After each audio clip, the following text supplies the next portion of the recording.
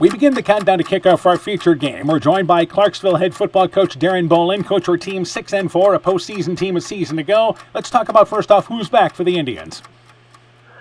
Well, we got quite a few returning guys this year. We have 4 seniors that have, some experience not only from last year, but we have 4-year starters in Caven Kuhlman and Dawson Barnett. And I think we got Nathan Moon back at quarterback. He's a running back type guy, and he ran for 1,700 yards last year and threw for 400. So it's a plus having him back. And we're just going to have Bowden Miller back from an injury. He's a sophomore, and he's probably going to be the fastest guy on our team. So it's going to be kind of nice having him back. And we just got a lot of experience coming back. All right, let's talk about maybe some new kids expect to step into roles for you. Yeah, we lost 2 good, really tight ends last year, and a free safety that was our leading tackler and the guy that would love to come down and fill the alley and hit people. So we got tight ends. We're going to have Harley Barnett. He's just going to be a sophomore, but he's packed on about 25 extra pounds over the year in the weight room, and we're going to move some other people around, and I think. Caven Kuhlman, he played offensive line for us 2 years ago. Last year he played running back. This year he might play a little tight end. So he's a guy that we can really move around, and it helps us fill some spots. All right, turning our attention now to Edco. What do you know about the Vikings? Well, I know last year they were, they reminded me of our team that we had 2 years ago. The Rochford kid at quarterback was, he was phenomenal, and they had a huge line up front, and they lost a great senior class. But that program over there has been solid for a lot of years. So they got some speed coming back, some young guys. I don't know their names, but the number 24 this year, he was a freshman last year, and number 10 is going to be a senior.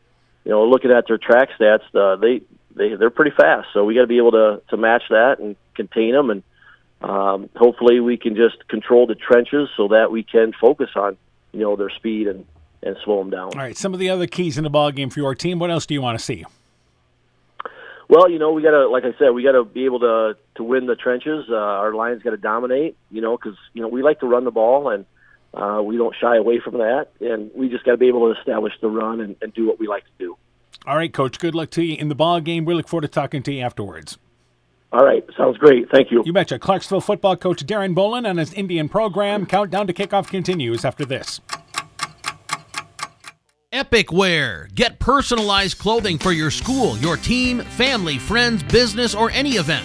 Epic Wear has a huge range of customizable apparel, trophies, and awards. They offer free design help or design your own apparel at getepicwear.com, and you can even set up a free website for your fundraiser.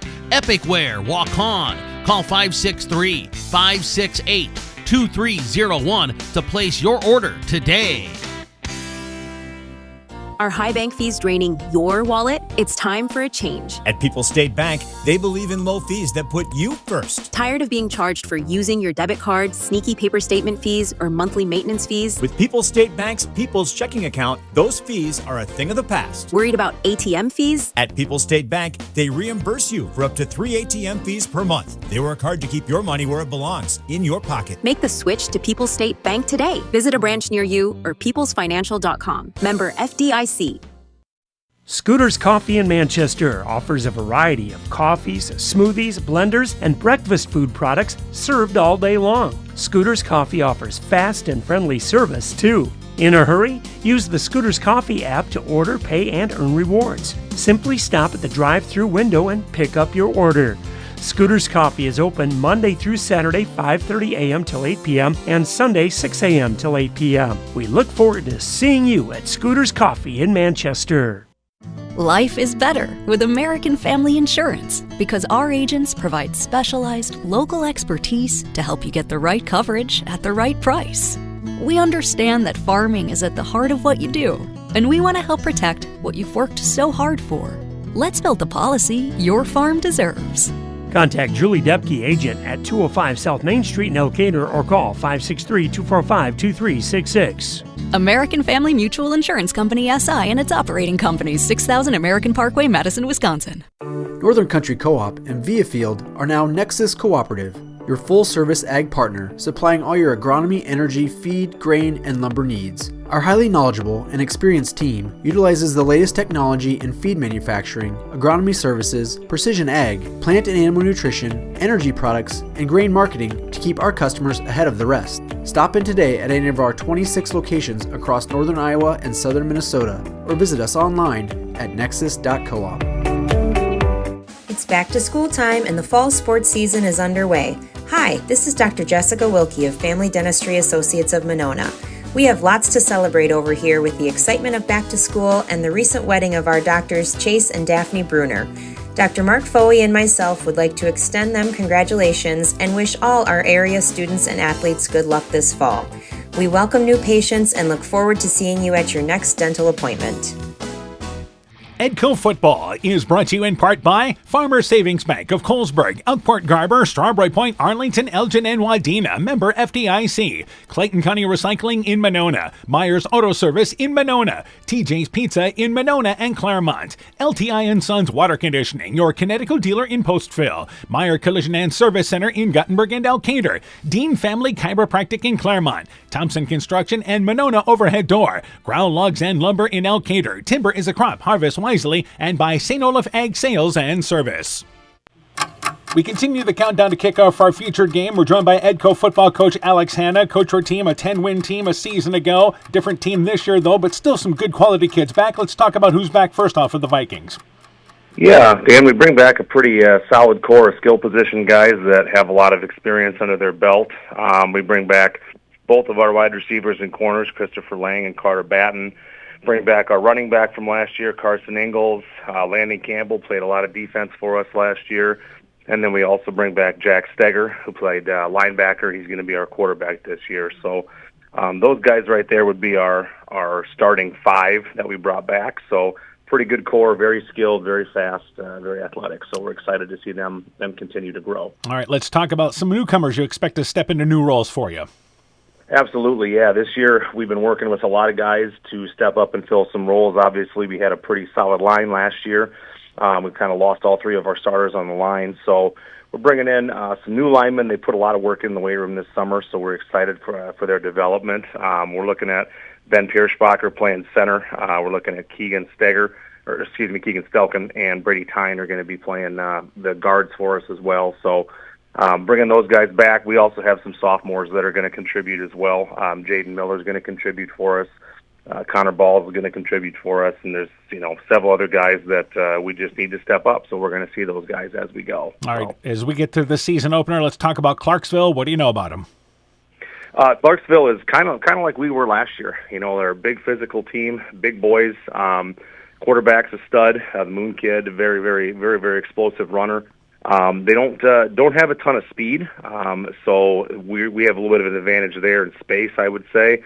But between the tackles, they're really going to be tough to stop. So we're really going to have to be solid up front. We're going to have to get to our run fits and play downhill, and just not give up anything on the back end and let them score too quickly. So that's kind of what we're looking at right now, is just looking forward to the test of how can we hold up in the trenches against them. All right, some of the other keys in the ball game for your team. Well, defensively, I just laid it out for you. Offensively, biggest thing for us is going to be we always want to establish a run game, if at all possible. But this year, we're definitely looking at, we have a lot of mismatches. We're looking to see a lot of mismatches on the field. So being able to run the ball is huge, but we also have to be able to understand that we got to get the ball out to our playmakers in space. So I think that's something that we're looking forward to, is seeing some of those guys in space make plays, get the ball out of their hands quick. And I also like our backfield. Steger and Ingalls are both very fast, both very good runners. So we're looking forward to spreading the ball around and being really balanced on offense this year. All right, Coach, good luck to you in the ball game. We look forward to talking to you afterwards. All right, thanks, Dan. Yes, Edco football coach Alex Hanna on his Viking program. Countdown to kickoff continues after this. Stronger, farther, faster. It all starts with good nutrition. Clayton County Farm Bureau is proud of our livestock farmers who provide high-quality protein needed to fuel our young athletes. The ultimate pre- and post-game fuel-up can be found in meat and dairy foods grown right here. Meat and dairy are natural sources of essential vitamins that support health, energy, and performance. We know our student athletes are the real deal, and Iowa's livestock farmers are committed to helping them reach their goals. To learn more, visit realfarmersrealfoodrealmeat.com. When I started out in the car business, my dad gave me some good advice. Hi, it's Forrest Brown with the Browns family of dealerships. What my dad told me is when you sell someone their first car, you need a good sales department. But if you expect to sell them their second, third, and fourth car, you better have a great service department. Visit any one of the Browns family of dealerships in Guttenberg, Elkader, West Branch, or Victory Ford in Dyersville and find out why Browns is your hometown dealer, no matter where your hometown may be. At Freedom Bank, we know farming because we've grown right alongside you. From land and livestock to equipment and input costs, we offer flexible ag lending tailored to your operation. And with offices in Elkader, Monona, Postville, and Waukon, you'll always work with an ag lender who understands your way of life. Let's grow together. Freedom Bank. We empower success. Member FDIC.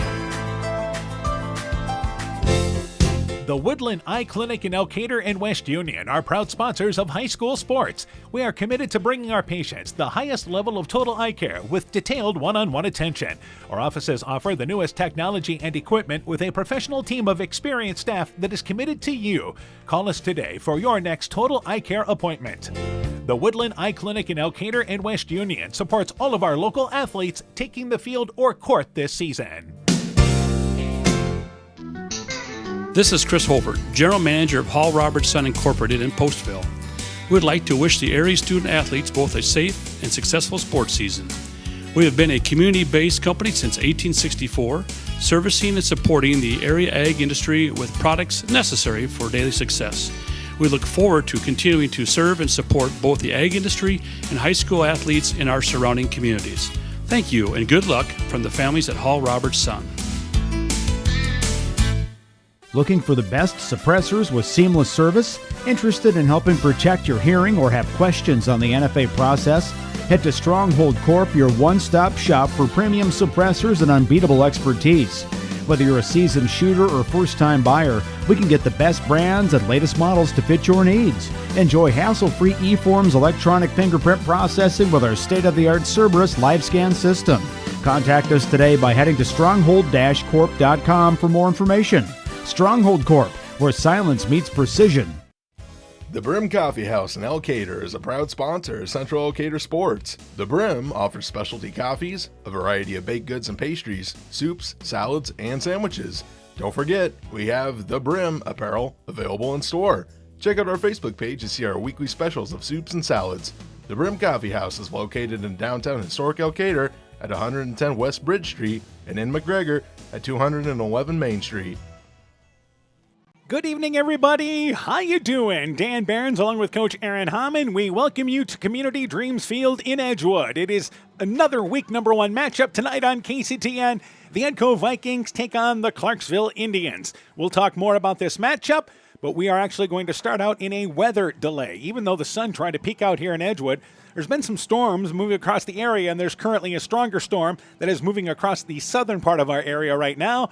Lightning detected in the area, and the officials arrived on scene here, and both teams were warming up, and they decided at that point, let's just go ahead here and have a delay, which means a minimum of a 30-minute delay. Yeah, we're looking at the clock here, and they've got at least 30 minutes up there before I think the teams are going to be back out, and they're going to have to finish warming up or re-warming up. So we're looking at probably 45 minutes before we get to that coin flip and the start of this ball game. Yeah, and by the way, we're not going to kill 45 minutes here as we're live from Edco. We will be sending it back to the studio for some music, and then, of course, come back here as we talk more about this matchup. But let's kind of set the table.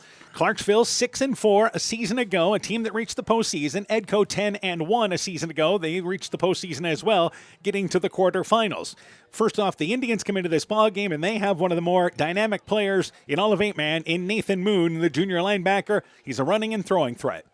Yeah, Nathan Moon last year carried the ball 227 times, over 1,700 yards, 26 touchdowns, and that was his sophomore campaign, so definitely leaned on him, but he can throw the ball as well. He had completed about over 50% of his passes 423 yards in the air and 3 touchdowns there as well. So he can run, he can throw, but I think the Indians are definitely going to lean on that junior this year, Nathan Moon, to be the starter and the workhorse for them once again. And the other guy who's going to get a lot of carries, Kevin Keelman back. He rushed for over 450 yards a season ago, including 8 touchdowns. A team that Clarksville will have the size advantage in this ball game, which leads us to Edco here. And this is a Viking team that is going to be as quick as anybody, especially in their district. But it's a team that has to replace some guys up front, and in particular, replace, of course, Bryce Rochford. Well, and I think if you look at them offensively, I think they're confident in what they can do because, as you said, they're fast. They've got speed all over the court or all over the field.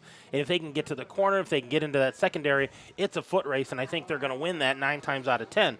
But I think if you look in the trenches, they got a little smaller. They lost a lot of beef there up front and some guys who maybe don't have quite as much experience. And I think that's where some of these games are going to be won because, as you said, Clarksville, a lot bigger, look a little stronger maybe in the trenches right now just during warm-ups. So will be interesting to see how things go down low. And the other thing is, it's Coach Alex Hanna's debut as the head coach for Edco, but a longtime assistant, I believe 16 years, helping out defensively. So they don't change just too much who they've been. Yeah, I thought about that. We talked about, Bryce Rochford was a senior last year. That was the last Rochford boy to go through. I'm like, there won't be any Rochfords.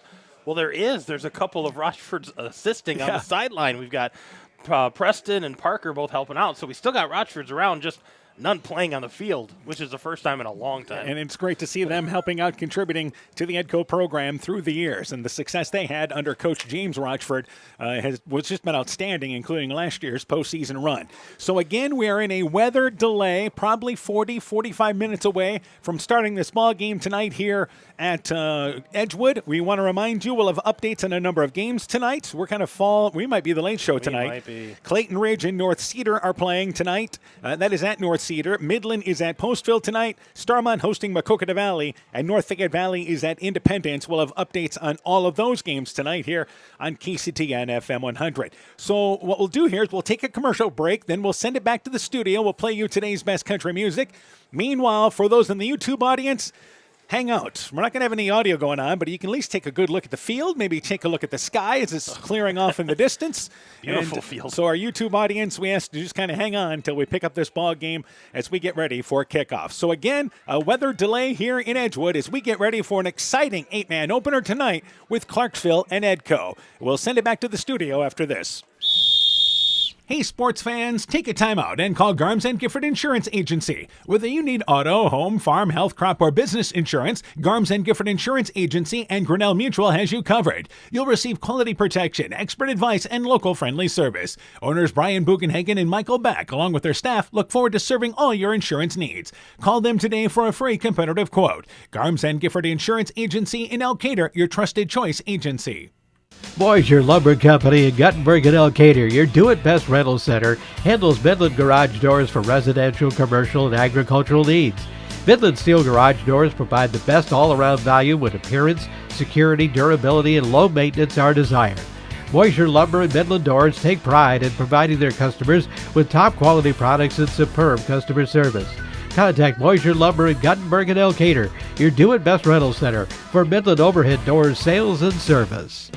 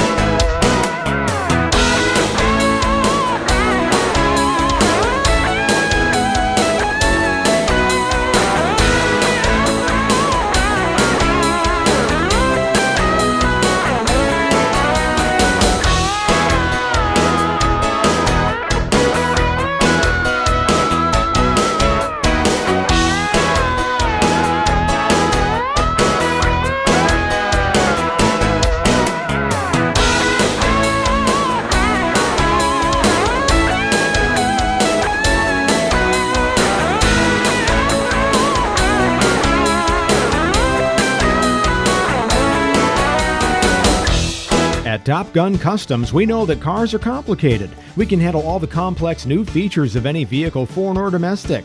Not only will it look like new, it'll perform like new. At Top Gun, we don't care if it's a 30-point buck or just your neighbor's cat, big or small, we like them all. Top Gun also does fiberglass repairs, boats, motorcycles, guitars, detailing, paint corrections, headlight restoration. There's not much we don't do. Call Bob or Nancy at Top Gun for details and to schedule your repairs today. 563-964-9899.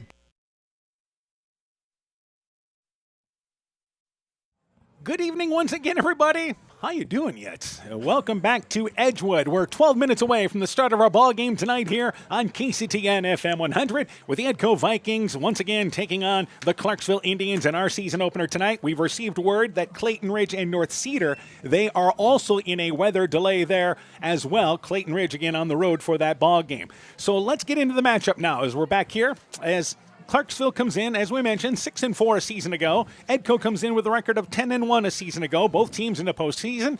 We talked a little bit about Nathan Moon as we were getting into this ball game. He is the junior, 5'9", 185 pounds. Also plays weak side linebacker, so that talks about the toughness of him. Yeah, pretty tough kid. And talking to some of the boys today in school, they all knew where number 6 was at in every kind of film they were watching, so they're definitely aware of his abilities. And we mentioned that the other leading running back for them is Kevin Kielman. He is a senior at 5'10", 190 pounds. But we mentioned the size they have up front. And I think that's kind of the story on how they're going to be. Their center and nose guard is Dawson Barnett, 6'4", 260. He's a senior. Weston Jensen is a guard. He's a senior, 5'10", and 230. And Tommy Barnett is the other guard. He's 6'1", only 175 pounds. He is a junior, but they are big up front. They are big up front, and that's going to be a concern for the Vikings. They've got speed, but they got to figure out who up front can help make those holes or close those holes on defense. All right, so we mentioned the speed of Edco before we had that weather break. And for Edco, moving into the quarterback spot for them once again, it's Jack Stager. Stager had an outstanding year last year, had 14 receptions, 246 yards, rushed for 282 yards as a freshman. But the sophomore runs the duty now.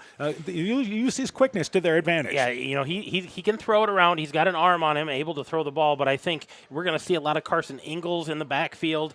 He had 743 yards on 73 carries last year, 11 touchdowns, so I can see him as a senior being that featured back, but Steger definitely going to be a weapon. But then you look at their receiving crew. They have 2 seniors who have been playing wideout for a long time. You've got Christopher Lang, 29 receptions last year, 486 yards, and Carter Batten on the other side, both seniors, both with a lot of quickness. They're not going to be afraid to throw it out to those guys either. All right, we talked about the size that Clarksville has, and for Edco, yes, they got some size up front there, but it's 3 new guys up front. And the big story is they put in a lot of work this offseason talking with Coach Hanna, and their anchor of the line is Ben Piersbacher. He's a junior, 5'11", 280 pounds. The guards are Brady Tyne, 5'8", 195. Keegan Stelkin is the other guard, 6 foot, 205 pounds. Stelkin is a sophomore, Tyne is a junior, and Piersbacher is a junior as well. So again, it's a difference from what they were a year ago, but those young guys are going to have to grow up in a hurry. Yeah, a lot of seniors playing last year, and these guys would filter in time and again, but they're going to be in there every down now, and they're going to have that durability, and they're going to have that push all night long. Let's set the starting lineups for this ball game. The quarterback for Clarksville is Nathan Moon. He'll also play weak side linebacker, 5'9", 185 pounds, a junior. The halfback is Camden Behrens, who also plays safety. He's a 5'5" senior, 155 pounds. The running back is Bowden Miller, stepping into a bigger role as sophomore, 5'9", 150 pounds. The ex-receiver, Haley Barnett. He is a sophomore, 6 150 pounds. The wide receiver will be Keeman. He is a senior at 5'10", 190 pounds. Miller also plays left corner. Keelman, by the way, also plays middle linebacker. We mentioned Tommy Barnett as a guard. He'll also play tackle. Dawson Barnett is the center. He'll play nose. Weston Jensen, the guard, playing tackle. We already mentioned their size. The other starter they have defensively is Maddox Morrison. The right corner is a 5'6" sophomore and 145 pounds. For Edgewood Colesburg, Carson Ingalls starts at running back. He's a senior, 5'7", 160 pounds. Ingalls also plays linebacker. Carter Batten starts at a wide receiver, a 6'2", 170 pound senior. He also plays cornerback. Christopher Lang is the other wide receiver. He is a 6-foot senior, 175 pounds, and also plays cornerback. He had 4 interceptions a season ago. The tight end is Landon Campbell. He is a 6'1", 195-pound senior, also plays linebacker defensively. Jack Stager moving into the quarterback role. The sophomore is 5'10", 175 pounds. He also starts at linebacker. Stelkin, as we mentioned, plays guard along with defensive end. Tyne just plays guard on the offensive side. Piersbacher, who plays center, also plays nose tackle. And the other starter for them is, once again, William Hoffman, who is a senior, 6'2", 205 pounds. So even though we talk about Edco maybe being a little bit of a different team from a season ago, this is a program that's had some success, and some of these kids played a big role in that success the last few years. Yeah, absolutely. These kids aren't a stranger to what goes on out here on this football field, but I just don't think the burden has been on them as much as some of those older guys, and now they are those older guys, and they're going to have to step up. And, of course, this year in the district, we have new districts, which makes things even more interesting, but Edco gets the usuals, the Calumet Wheatland, Central City, Easton Valley, seems like they've been with them for a number of years. Key High as well in the district, along with Springville and Central. So Edco figures we're a team that can be right in the mix in the district. There's not a Don Bosco in there. Central City certainly has a good program, but you look at it and you go, well, Key High's always solid. A lot of solid teams, but maybe no top 10 team in there. Well, and I think the dark horse in there is Easton Valley. They don't have a lot of kids, but they have a lot of talented kids. They've got a new field. Or no, that's Calumet Wheatlands. They got a new field. But Easton Valley, I think, getting back into the football program, I think they're kind of that dark horse within this district. But Edgewood-Colesburg has to be one of the favorites starting the season as a ranked team. Yeah, now, as far as Clarksville, they're in the district that involves once again, Colin Neiman, or I should say Kolonesko, Gladbrook, Rhinebeck as well, and of course we know what kind of power they are in the 8-man game. GMG, Meskwaki, North Tama, Colin Maxwell as well among those teams. So quite a bit of a different district that they're in, kind of veers a little bit to the west and then south as well. But Gladbrook, Rhinebeck has been the perennial team in that district. Yeah, a lot of good teams, especially in the 8-man. You talk about Gladbrook, Rhinebeck. You talk about Collins Maxwell. Belle Plaine is another team that they have to play. Kolonesko. And Belle Plaine will be a non-district game. They'll be a non-district game, but I mean they've got a challenging schedule as well. But again, last year they played Gladbrook Rhinebeck in the 3rd round. That's who they lost to. So I mean they've played some good ball clubs, so they're not a stranger to that. Yeah, and Clarksville, again, this has been the norm for them 2 years ago. They were 11-1, and a team that just made that great postseason run, last year losing in the round of 16. Let's talk about keys in this ball game. First off tonight here for Edco, and Coach Han, I think, hit it well. Trenches going to say a lot in this ball game. Absolutely. Those trenches are going to become important, but, can they use their speed as a weapon? Because I don't know if they're going to have that durable back, that one guy that's going to be every play. They're going to mix this up, maybe a couple of guys, some combo, but up front, the consistency as a line, and can they control it offensively and defensively? For Clarksville, Nathan Moon, he's going to lead you offensively, and that's who they will lean on, that experience they have there at that position, some of the keys there for the Indians. Well, I think they're going to use their size and use their experience, and these guys have been around the block a couple of times, so I think they've got a little more experience coming to the field, but they got to set the tone early of we're going to run the ball. Edco, by the way, will receive the opening kickoff for this ball game. Vikings wearing their home black bottoms and tops. They have the white numbers with the Vikings across there in white with the yellow trim. Clarksville is wearing their away gray bottoms. They have the white tops there.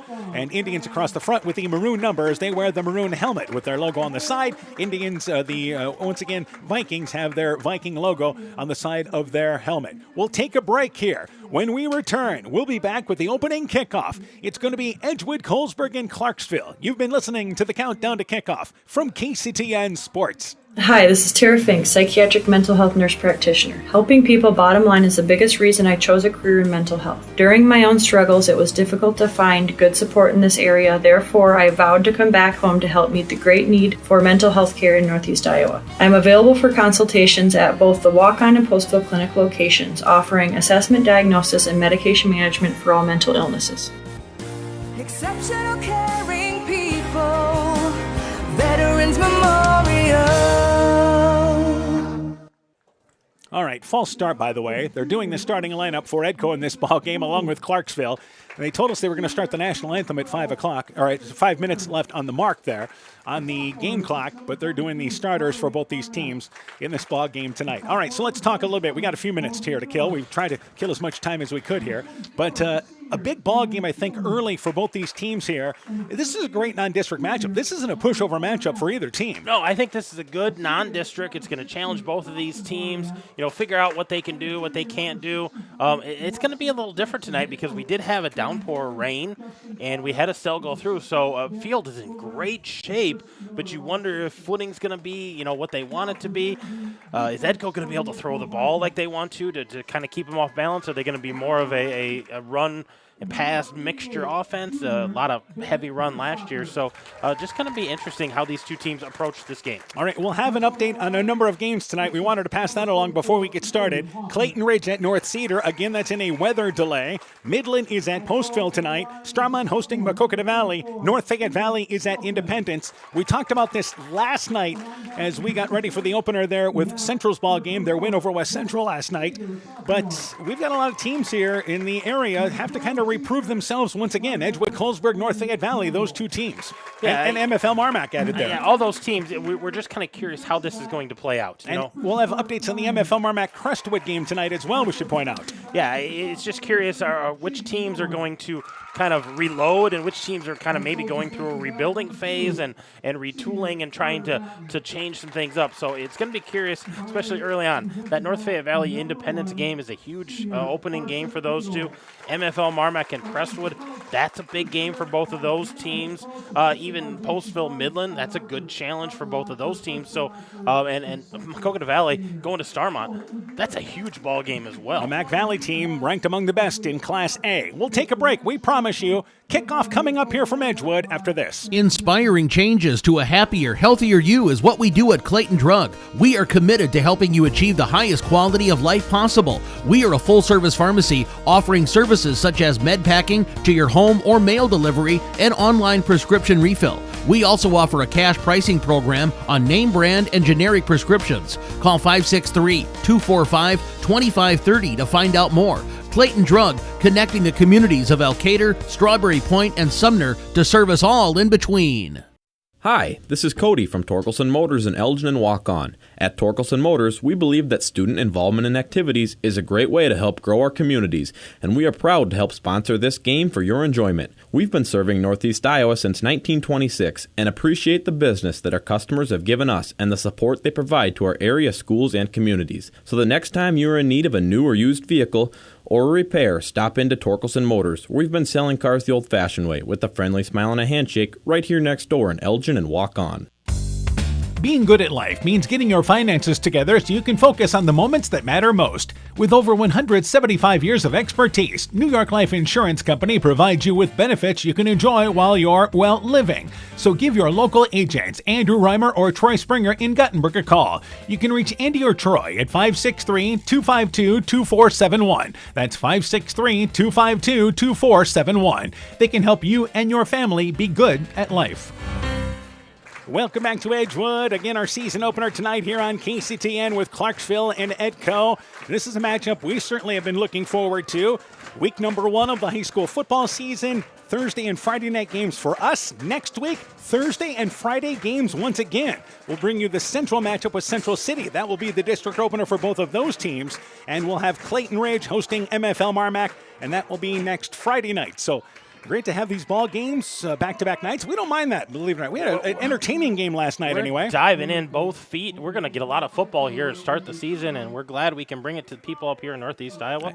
Hope we enjoy it. Here, another 8-man game. You're listening on KCTN FM 100.1, also on the KCTN app and on KCTN.com. And again, our YouTube audience on KCTN on the YouTube channel there for the ball game tonight. You can also get there from KCTN.com. Edco events are always sponsored on NFHS throughout the season, and that's sponsored for Edco by Community Savings Bank as well as Community Insurance. We are ready to go here with our season opener as Clarksville has it at the 30-yard line, ready to go with week number 1. By the way, launching the ball away will be Nathan Moon, who does everything there for Clarksville. Back deep to receive for Edco. Lang back there. Also there as well is going to be Lang picking up that football, and he brings it across the middle, 20-yard line, able to split defenders. Lang stumbles but keeps his feet. He's near side, 40-yard line, down the sideline now on the near side, down to the 10, touchdown, got it.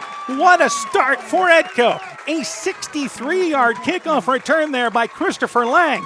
They start the season out with a bang. They lead 6-0. Yeah, that was just pretty electric there out of Christopher Lang. He's put in a lot of work this offseason, and he just kind of found that hole. And when he shot through those 3 defenders, he was gone. He stumbled a little bit, thought maybe he was going to lose his footing, but, man, he gained his momentum and away he went. We talked about Edco's speed. They feel like they're going to be as fast as anybody, and it shows on the first play of this ball game. Vikings will go for 2. Steiger has trips to the right. Lang one-on-one to the left. They throw a slant left side. The ball knocked away between the double team as Lang was sandwiched between Moon along with number 3 and Maddox Morrison. The conversion fails. We've played 12 seconds. Edco 6. Clarksville nothing. During spring and summer, severe weather can strike in a hurry. If you see a power line on the ground, stay away, keep others away, and call your electric utility. If there's a downed power line due to an accident, stay inside your vehicle until the utility arrives and de-energizes the line. Learn what to do if you see a downed power line. Doing the right thing could save your life. Alameda Clayton Electric Cooperative, your Touchstone Energy Cooperative. Edco Football is brought to you in part by Lloyd Kelchin Grain in Edgewood, Kendrick Forest Products in Edgewood, 4 Scoops and More in Colesburg, Community Insurance with offices in Edgewood and Delhi, Citizen State Bank of Monticello, Hopkinton, Ryan, Manchester, Winthrop, Strawberry Point, Springville, and New Vienna, member FDIC and Equal Housing Lender, Blooms Flowers, Gifts and More in Edgewood, Edgewood Convalescent Home and Lincolnwood Assisted Living, Northeast Iowa Sub Drains in Strawberry Point, and by Norby's Farm Fleet in Northeast Iowa. Christopher Lang, 63-yard kickoff return. The conversion pass fails. And again, it is now 6-0. Edco starting the season out exactly like you dream, huh? So to do the kicking chores here for Edco, launching it away is number 3, and that is going to be Jaden Miller. And it is a kick that goes out of bounds on the far sideline at the 15-yard line. That'll bring it out to the 25-yard line, and that's where Clarksville takes over. First down, 10 yards to go. The one person we did not talk about for Edco not coming back this year, Jorge Blanco, and what a difference he made for them a season ago, the last couple of years kicking. Yeah, a weapon for Edco being able to kick the ball, kickoffs and extra points and field goals as needed. So I think Clarksville's going to say, kick this again.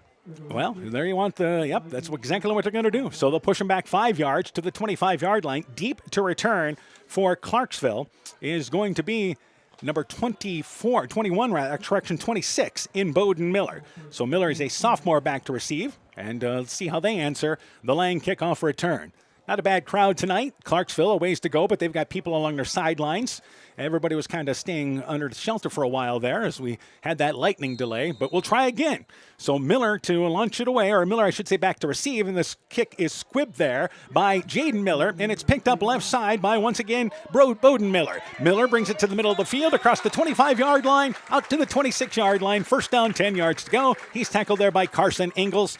Well, if they would have taken the penalty, it'd have been at the 25-yard line. They returned it to the 26-yard line, so they pick up an extra yard, and it will be first down, 10 yards to go for the Indians. Well, we'll finally see here. We'll have our first offensive play from scrimmage from both of these teams, and we'll see if Clarksville's got that bulk up front. We'll see what the defense for Edco can do. Is he going to use the speed and try to prevent something here? So first down, 10 yards to go. They will operate here out of shotgun formation, and the snap comes back to Moon, and Moon is going to bring it right side between guard and center, and he's pushed ahead to about the 30-yard line. He'll pick up a couple, give him maybe 4 on that. A host of Vikings doing a great job crashing in there, including Jack Steiger, also there as well as Carter Batten, and you expect those two to be involved. They are the 2 returning leading tacklers from a season ago, along with Carson Ingalls. Yeah, those guys kind of led the way for them. Jack Steiger, 75 tackles a season ago. Carson Ingalls, 67.5 tackles a season ago. So they've got some strong guys returning in those positions. And they only put it out to the 29-yard line. So actually it only ends up being a gain of 2. They put the initial spot of the first down play at the 27-yard line. So on this play, again, Moon works out of shotgun formation. He's got Miller to his right. And on second down, 8 yards to go, they're going to run it inside. They run the football there again with Miller. Right side, he's got first down yardage. He's down the near sideline. Correction, that's number 27 carrying the football. Miller. Yep. And that is Bowden Miller, not number 26. But he brings it near side, 20-yard line down to the 10-yard line. Tackled by Jack Steiger, hustling down the field. A big run by Bowden Miller. And it's going to be first and 10, but it's all coming back, rather. There is a flag on Clarksville. Yeah, they got a hold on them back here at the 35-yard line. So all for not there for Bowden Miller. Had a great gain, picked up the first down, but there's a reason he sprung that thing. There was a hold on the end. And by the way, Bowden Miller listed in the program as number 26, but is number 27 on the roster there for Clarksville. But the penalty occurred upfield at about the 35-yard line, so it occurred behind the original first down marker, so they're going to mark enough from there, and that will put Clarksville inside the 25-yard line, and they'll spot it exactly at the 25-yard line, and it's still going to be a second down situation, but now second down and 12 yards to go after that penalty. Yeah, all for, you'd love to have the big gain and be in, threatening for a touchdown there, but they lost a few yards here, but still got second down. They're still on time here with their downs. So second down, 12 yards to go. Miller is to the right of the quarterback, Moon, and they send it back in motion, back to Miller. He brings it right side. He's across the 30-yard line and spun ahead to the 31-yard line. Again, in run support there, making the tackle. Carter Batten, and he picks up about 5, closer to 6 yards, about half the distance, and it's going to be third down. We'll call it 6 yards to go. Yeah, big gain there by Moon, just kind of running over the right side, but third and manageable here for the Indians. I expect them to keep this on the ground. And for Clarksville, this offense very similar to what Edco ran a season ago. You're going to use your quarterback a lot. He's going to run. You're going to block up front. He might bounce the outside, has the ability to pass. And it's third down and 6 yards to go once again. And the snap back to Moon, and he runs a counterplay. Left side carrying the football is Camden Behrens. Behrens gets to the outside. First down towards the far sideline. He goes inside the 30-yard line, tracked down to the 29-yard line. They just ran basically a jet sweep to the left. Turning the corner again was number 12 in Camden Behrens, and it's going to be first down, 10 yards to go. Yeah, about a 21-yard gain, and we've got a whistle here. They're going to stop play, and I'm not sure what they're going to talk about here. Well, the Coach Hanna has a question, and I don't know if this involves the clock. And he called timeout there, and I think the official raising the roof right now and talking the conversation. So, and our official gets the explanation there, and we'll go back to play as he double checks with his timer. So I think this has to do with the play clock. Yeah, I think right. They reset the play clock to 40 instead of resetting it back to where they needed to. So, and again, Coach Hanna, also the athletic director, but this has been the norm. He's been again. Yeah, he's been on the sideline, for 17, 18 years, something like that. So, they're just fixing their signals, making sure they know what's going on. And the play clock will be running down here once again, and they may have to keep this on the field is what I'm thinking. Yeah, I'm not sure what's going on if they're having some issues with it, but they're talking about the play clock right now. And as we mentioned, it's the season opener, right? Yeah. Last night we saw this. Yeah, we had to work out some kinks here and there. Everybody getting back into the swing of things, and some schools hosted scrimmages last week, but did it without without a scorekeeper or anything like that. It was more of a glorified practice for both. So first down, 10 yards to go. Forget the play clock. They're running things on the field. And on first and 10, Miller rolls out to the right, looking to throw the football out of the flat. The ball dropped. Right flat is what he was looking in between the numbers. The pass intended for number 22. And that is going to be Harley Barnett, and it is incomplete. It's second down and 10. Yeah, Moon had a nice pass there, hit Barnett in stride, but just not able to hold on to that football, so dropped that on first Barnett, down. by the way, listed as 32 on the roster. He is number 22. That's who the pass was intended, so we'll do the best we can as we throw over two basic rosters, and one of them has to be right. Second down, 10 yards to go. 9:50 left in the opening act. Vikings lead by a score of 6-0. Close formation once again, and running the option. They toss it right side. It is to Miller. Miller goes right side across the 35-yard line as he's tackled from behind once again by Carson Ingalls. But on second down and 10, picks up 7 yards. It's third and short now for Clarksville, down to the 23, 22-yard line. Yeah, a little different wrinkle there, running the option and pitched it nicely out to Miller, had a head of steam, got 7 yards. Good gain there on second down. And again, you have a case there where Nathan Moon is a junior, Bowden Miller is a sophomore. And kids that played quite a bit last year, stepping into bigger roles this year, you certainly will have them for next year.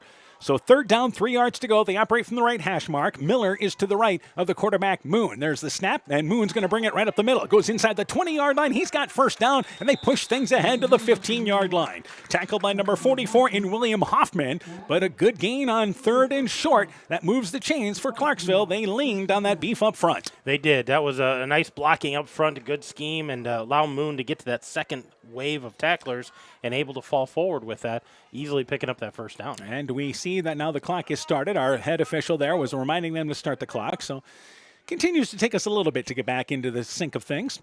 Bringing in the plays from the sideline is Camden Behrens for Clarksville, and that is Behrens, so no relation. First down, 10 yards to go from the right hash mark. Two backs in the backfield. One of them is Behrens. And here's a low snap to Moon. It is fumbled. The ball still loose, and the Vikings, I believe, have it. Moon trying to reach in yet. The Vikings say they have the football. Indeed, they do. So it is recovered. I believe number 1 recovers the fumble there in Carson Ingalls. It was a bad snap to Moon. Our first turnover of the ball game goes to the Vikings. Yeah, that ball never really got into Moon's hands, and he tried to pick it up instead of fall on it. Didn't get a handle on it. Carson Ingalls snuck in there, got his paw on it, and just corralled it right away. So Vikings going to take over here for their first offensive possession. So this will be the new look Vikings offense here. First down, 10 yards to go. Stagger again lines up at the quarterback spot. He's in pistol formation, and he's got Carson Ingalls returning to his normal spot behind him. So on first down, 10 yards to go. Quick hit play right side, caught by Lang. Gets to the corner, turns to the 25-yard line, slips a tackle, gets out to the 25-yard line and pushed out of bounds. An 11-yard hit play to the right side, and the Vikings showing their speed on their first offensive play. Yeah, just getting the ball into Lang's hands. You saw what he did on that kickoff, returning it for a touchdown. They said, let's get it in his hands again, see what he can do with it. And as we mentioned, Stagger his first year as a starting quarterback, and you're going to see a lot of these short, quick passes there. Get the ball out of his hands and get those guys into space. So first down, 10 yards to go. Lang is a receiver to the right, Batten to the left. They continue out of pistol formation. First down, 10 yards to go. They run up the middle with Ingalls. Not much. There's a flag coming in. Carson Ingalls on the carry, maybe a yard up the middle, tackled by number 44 and Caven Keelman. But there is a flag down on the play after a gain of maybe a yard between guards. And they're going to say this is a hold against the Vikings, and Clarksville's going to take this penalty, back them up. It happened right at the line of scrimmage. So that was thrown from our far side judge, and it'll be now first down. It's going to be at least 20 yards to go after that penalty. So each team with a penalty. The first series, we expect to see some of that in the ball game last night. And as we mentioned, if you're making these types of penalties, if they're plaguing you in week 4 or 5, you're in the middle of a long season. You're going to expect some of this early on, but the coaches will clean that up as the season progresses. First down, 10 yards to go. Stagger alone in the backfield. 3 receivers to the left. They toss it left side. Stagger's going to run it himself. Gets to the corner. 30-yard line. Stagger splits the defenders, and he brings it across the 30. Pushed out of bounds. Just short of out of bounds near the first down marker. They're going to give it to him as he gets across the 35-yard line. 21 yards on a 2nd and 20 play. Yeah, 2nd and 20, and he picks up 21. Enough for that first down. And Vikings right back to midfield here and moving the ball with ease. And actually, they're going to give him 22 yards. So what they did is they basically brought in Lang, also there as well on the receiver spot, Batten, and they were used as blockers on the inside. So now they bring it to the right side. And now Batten is actually going to move out to the left side, and Lang spreads out to the right. So they were kind of mislined, but now they are lined up. So first down, 10 yards to go. 37-yard line. Staggered toss play to Ingalls. Ingalls gets to the corner there, turns it. 40-yard line, cuts back up midfield. He's to the 35-yard line inside Clarksville territory. Ingalls picked the hole, cut back towards the middle. Solid 8-yard pickup, maybe even 9 on first down.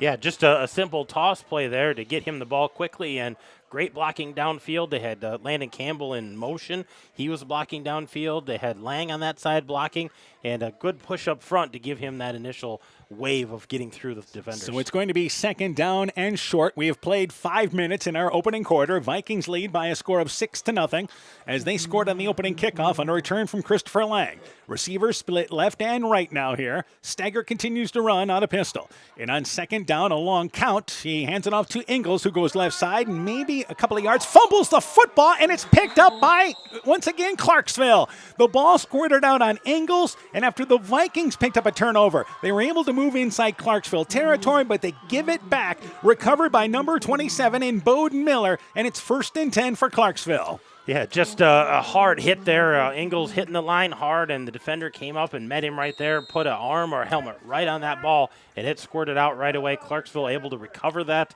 and they exchanged fumbles here, both of these If teams. we see anything from the first drive, is that Edco found it a little tougher to run towards the heart of the Clarksville defense and some success to the corners. Yeah, if they can get to the edge, I think easier to use that speed, but tough run in there in the middle of that zone or that line. And you still want to be able to run the football. And again, it tries to take away there. You don't want to take away anything that you can do. So first down, 10 yards to go, back to Moon. Moon slips and falls down at the 25-yard line. We mentioned the slick field may be a possibility. He got the snap, tried to get going, but the legs went out from underneath him. It's a loss of 5 yards on first down. Yeah, he just lost his footing. He's trying to get ahead of steam there, and no going. He's going to have to restart here now. 2nd and 14. You had mentioned that it rained here earlier about, 4 o'clock around there? About 3:30. It dumped for about 10, 15 minutes, so there was some water on the field, and then we've had sprinkles on and off with that lightning delay, so field's going to be a little wet. Ball could be a little wet as well. Yeah, there are other areas that received their downpour about 4:30, a little bit to the north of the area. 2nd down, 15 yards to go. Again, loaded backfield now. Back to the quarterback, Moon, and Moon wrapped up at the line of scrimmage, falls ahead for maybe a yard. Good job up front. I know Piersbacher is on the bottom of that pile making the stop. It's going to be 3rd and 13 now. Yeah, that was a nice job by the defense up front for Edco, just kind of getting through that first wave and preventing him. I don't know if they're going to give him more than a yard on that. So 3rd down and very long for Clarksville. We mentioned up front, we talked about those guys that Edco lost up front on the offensive side, but again, a lot of those guys played on the defensive side as well. So they've got some new faces up top on the front of the line there for the Vikings. 3rd down, we'll call it 13 yards to go. 2 receivers to the left on 3rd down and 13, and back to Moon to throw the football. Moon looks left side. That pass overshot as he looked to the numbers on the left side at the 30-yard line. Pass intended for Camden Barons. It is incomplete, and after the Viking turnover, the Indians go 3 and out. Yeah, the Vikings, you kind of hesitated with that fumble. You're like, giving the ball back to the Indians, but defense holds and forces a punt situation here for the Indians. This is our first punt, and again, doing the punting chores is actually number 3, and that will be Maddox Morrison. And back to receive, Christopher Lang at the 20-yard line. He already has a 63-yard kickoff return. Clarksville missing a player, so quickly Landon Enfinson comes in as the end on their punt crew. So 4th down, 14 yards to go. Standing back his own 15-yard line is Morrison. Gets the kick away. Lang, they stay away from him. It bounces at the 20-yard line, then sets right down just inside the near sideline at the 19-yard line. They kicked it away from Lang, and that was an outstanding kick by Maddox Morrison. You moved it basically from the 30-yard line down to the 20-yard line, 19-yard line, 1st and 10 for the Vikings. That ball checked up real nice there. It stayed away from Lang, not bouncing up so he could run into it. So no chance for a return there. Nice job by the Indians here, flipping the field to give it back to the Vikings. 2nd possession for the Vikings. Their first possession got inside Clarksville territory after a turnover, but again, they gave it right back. So 1st down, 10 yards to go from the 19-yard line. 2 receivers to the left, 2 to the right for the Vikings. Stagger alone in the backfield. And Stagger to throw the football. Slant pattern caught by Lang. Fumbles the football. It is picked up there by Batten. The only question is, do they consider it a catch? And I believe they do. It's going to be a 12-yard pickup. The ball thrown behind Lang on the slant right at the hash mark. He was able to reach back and catch it, but as he turned, he was hit. The ball knocked out of there, but well recovered by Carter Batten, Johnny on the spot, and that's an 11-yard pickup. And I don't know if the guy who tackled Lang knew that he had knocked the ball loose, because none of the Clarksville Indians went for it, and Batten right there curdled that ball and held on to it. So Vikings going to retain possession here. So 1st down, 10 yards to go. 31-yard line in their own territory. Same formation. And the snap back to Stagger, who rolls out to the left. And there is a flag, and we've got false start on Edco. So these are some of the penalties you expect to see early in a ball game. And that penalty will push it back inside the 30, back to the 26-yard line, and make it 1st down, 15 yards to go. I think Stagger changed the cadence there, maybe went on 2, and somebody flinched there before they actually got that ball hiked. So they're going to back him up. And now the concern, if you're Clarksville, is when Edco spreads you out there, Stagger's always a threat to run. Absolutely. You got to put guys on the receivers, but you have to have a spy on Stagger, and if he gets past those 3 guys up front, he's pretty dangerous. Same formation, 2 to the left, 2 to the right. 1st down, 15 yards to go. Snap back to Stagger. This time rolls out to the right, looking to throw it long. The pass is looking for a Batten there, middle of the field. He's overshot, though, as he was covered by Maddox Morrison. At first, he looked like it was going to maybe Lang down the far sideline, but instead it was Batten running a deep fly pattern down the middle of the field. Incomplete, and it's 2nd and 15. Yeah, Lang on the other side broke his off, and it was Batten coming from the left side, and he was cutting towards the middle of the field with that ball ball about 2 or 3 yards beyond where he was, so just a little overthrown. But it was definitely there. It was a play they can run again. Stagger getting plenty of air underneath it down to the 20-yard line. So second down, 15 yards to go. That's one of those plays that as the season goes on, they'll get better and better hitting that play.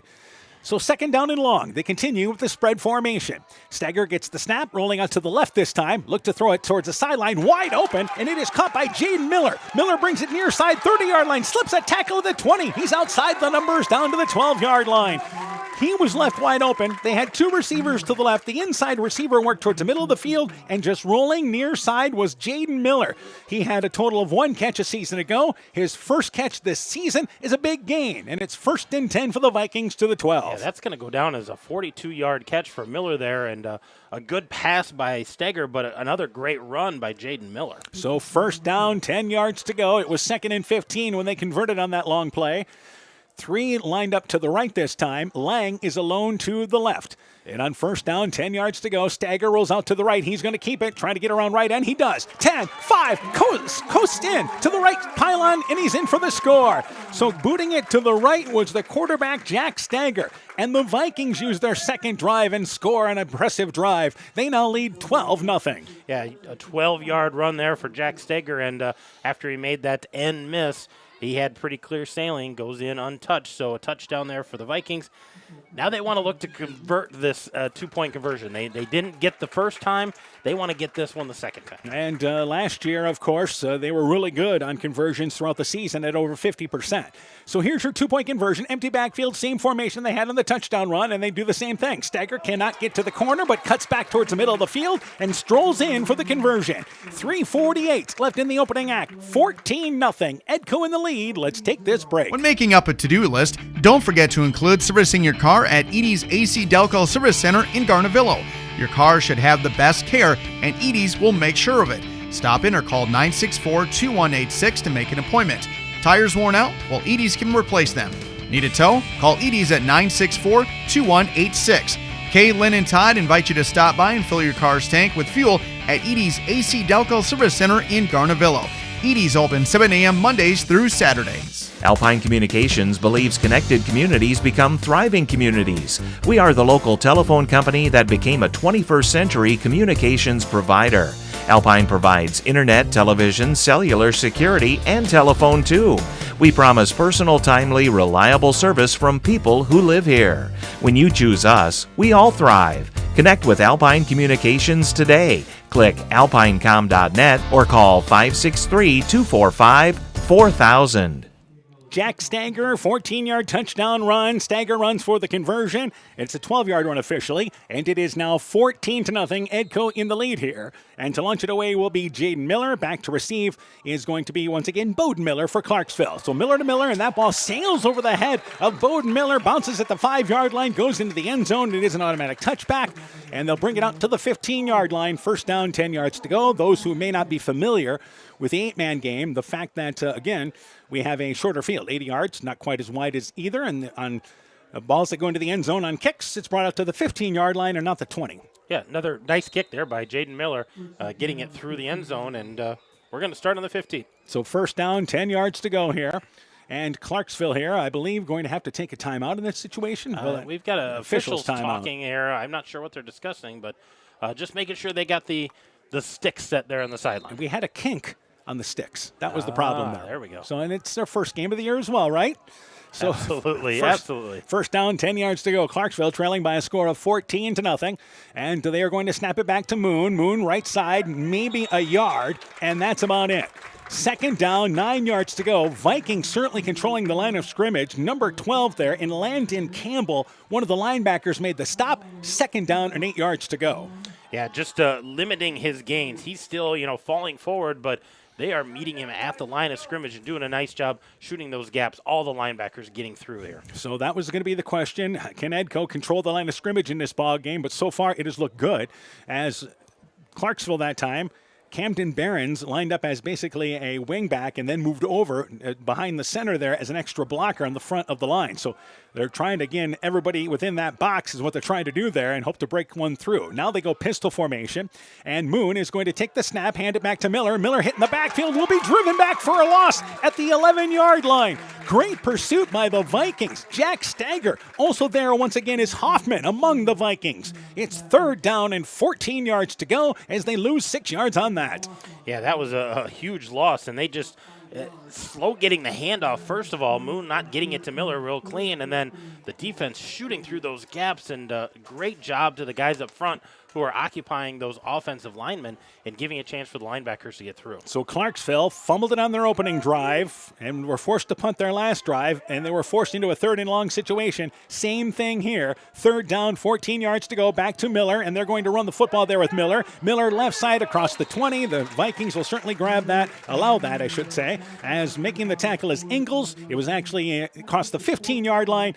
They pick up about 7, and it's going to be 4th down, closer to 8 yards to go right now here for Clarksville, and they are likely to punt it away again. Yeah, just not able to get anything going offensively. Going to set up for another punt formation here, and that's got to be frustrating, thinking they were the bigger, stronger team a little bit, but Edco defense, they've been holding strong. So to launch it away once again will be Jaden Miller, number 3, Maddox Morrison.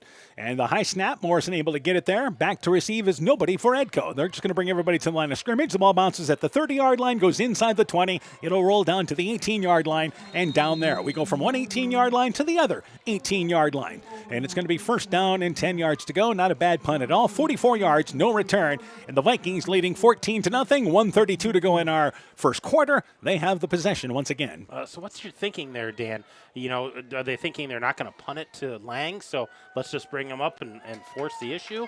I'm not sure why the Edco didn't send somebody back there. And you wonder if maybe Edco played safe there, punt safe coverage. Maybe. Just trying to, in case they try to fake something, let's just let the ball go, and we'll take the ball where we can get it. And the ball is at the 18-yard line because Lang, again, has had his opportunity on the kickoff return, so they're going to try to stay away from him. But receiver split left and right again for Edco. Spread formation back to Stager. Stager, right side, looks over the middle, in and out of the hands of Ingalls. Ingalls running a crossing route over the middle, incomplete. It'll be 2nd down and 10 yards to go. Looked like a good 5-yard route there. And again, in on the coverage was number 48, Tommy Barnett, who dropped into coverage for Clarksville, 2nd and 10. Yeah, nicely thrown ball there. Stager throwing a nice tight spiral there, hit Ingalls right in the numbers, but bounced off the pads there and wasn't able to reel that in. So 2nd down and long for the Vikings, as they have really went to the pass the last couple of drives now. Decided to spread it out. They've gone empty backfield, and as you said, Steger, always a threat to run the ball. So again, same formation, spread attack for Edco. 2nd down, 10 yards to go, and Steger looking to boot around right side. He's got the run pass option. He's going to run it, brings it right side, 20-yard line. Steger's to midfield down. He's in the open, 40-yard line. He cuts back over the middle, and he's going to beat everybody down the field. 20, 10, gone, touchdown, got it. What a cut, and what a move by quarterback Jack Stager. It ends up being a running play that goes a total of 62 yards, and it's now 20-0 Vikings in the lead. Yeah, Stager has that option always to run the ball, and he got to the corner, didn't have a receiver,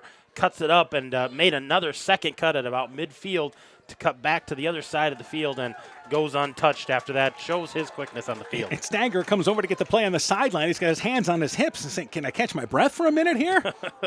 Well, sorry, young man. You got to go run another play. So Stager, a 12-yard touchdown run the previous drive, a 62-yard run here. And they'll line up for the 2-point conversion, leading 14-0.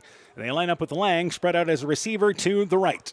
Snap back to Stager, and Stager's going to boot it left side, trying to get to the edge. He does, and looks like Stager's going to stroll in. He puts the ball over the left pylon just inside the end zone, and he gets the conversion run. 1:14 left in the opening quarter. Vikings with a great start, leading 22-0. Let's take this break.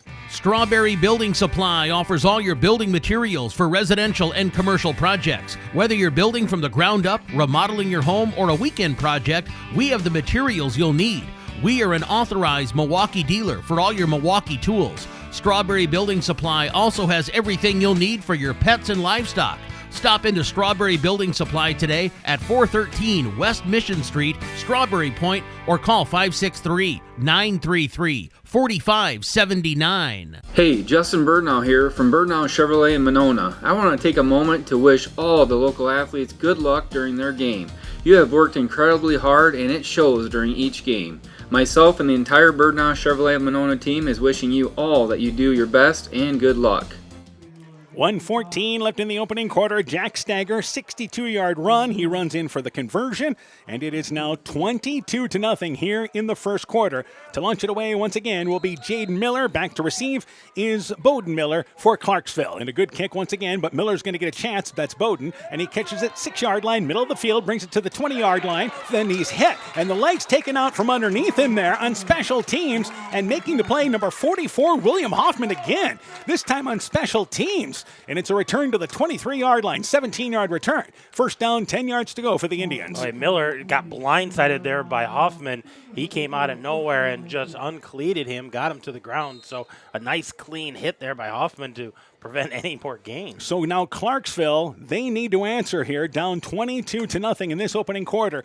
And the Vikings have talked about the speed we have, and it's been well on display to start this ball game tonight. Yeah, just not a lot of yards here. We're looking under 50 yards for Clarksville, so they want to get something going. Two receivers to the right. They look to throw the football. Moon goes left side. The pass knotted away. Knocked away, I should say, by Carter Batten. The pass intended for number 12, Landon Campbell, but Batten batted it down from behind. Incomplete. It's 2nd and 10. And that was a great play. That could have easily been a pass interference, but he stayed away, reached with his hand, and he had a clean knock on that ball. Yeah, it didn't go through the receiver, played the ball.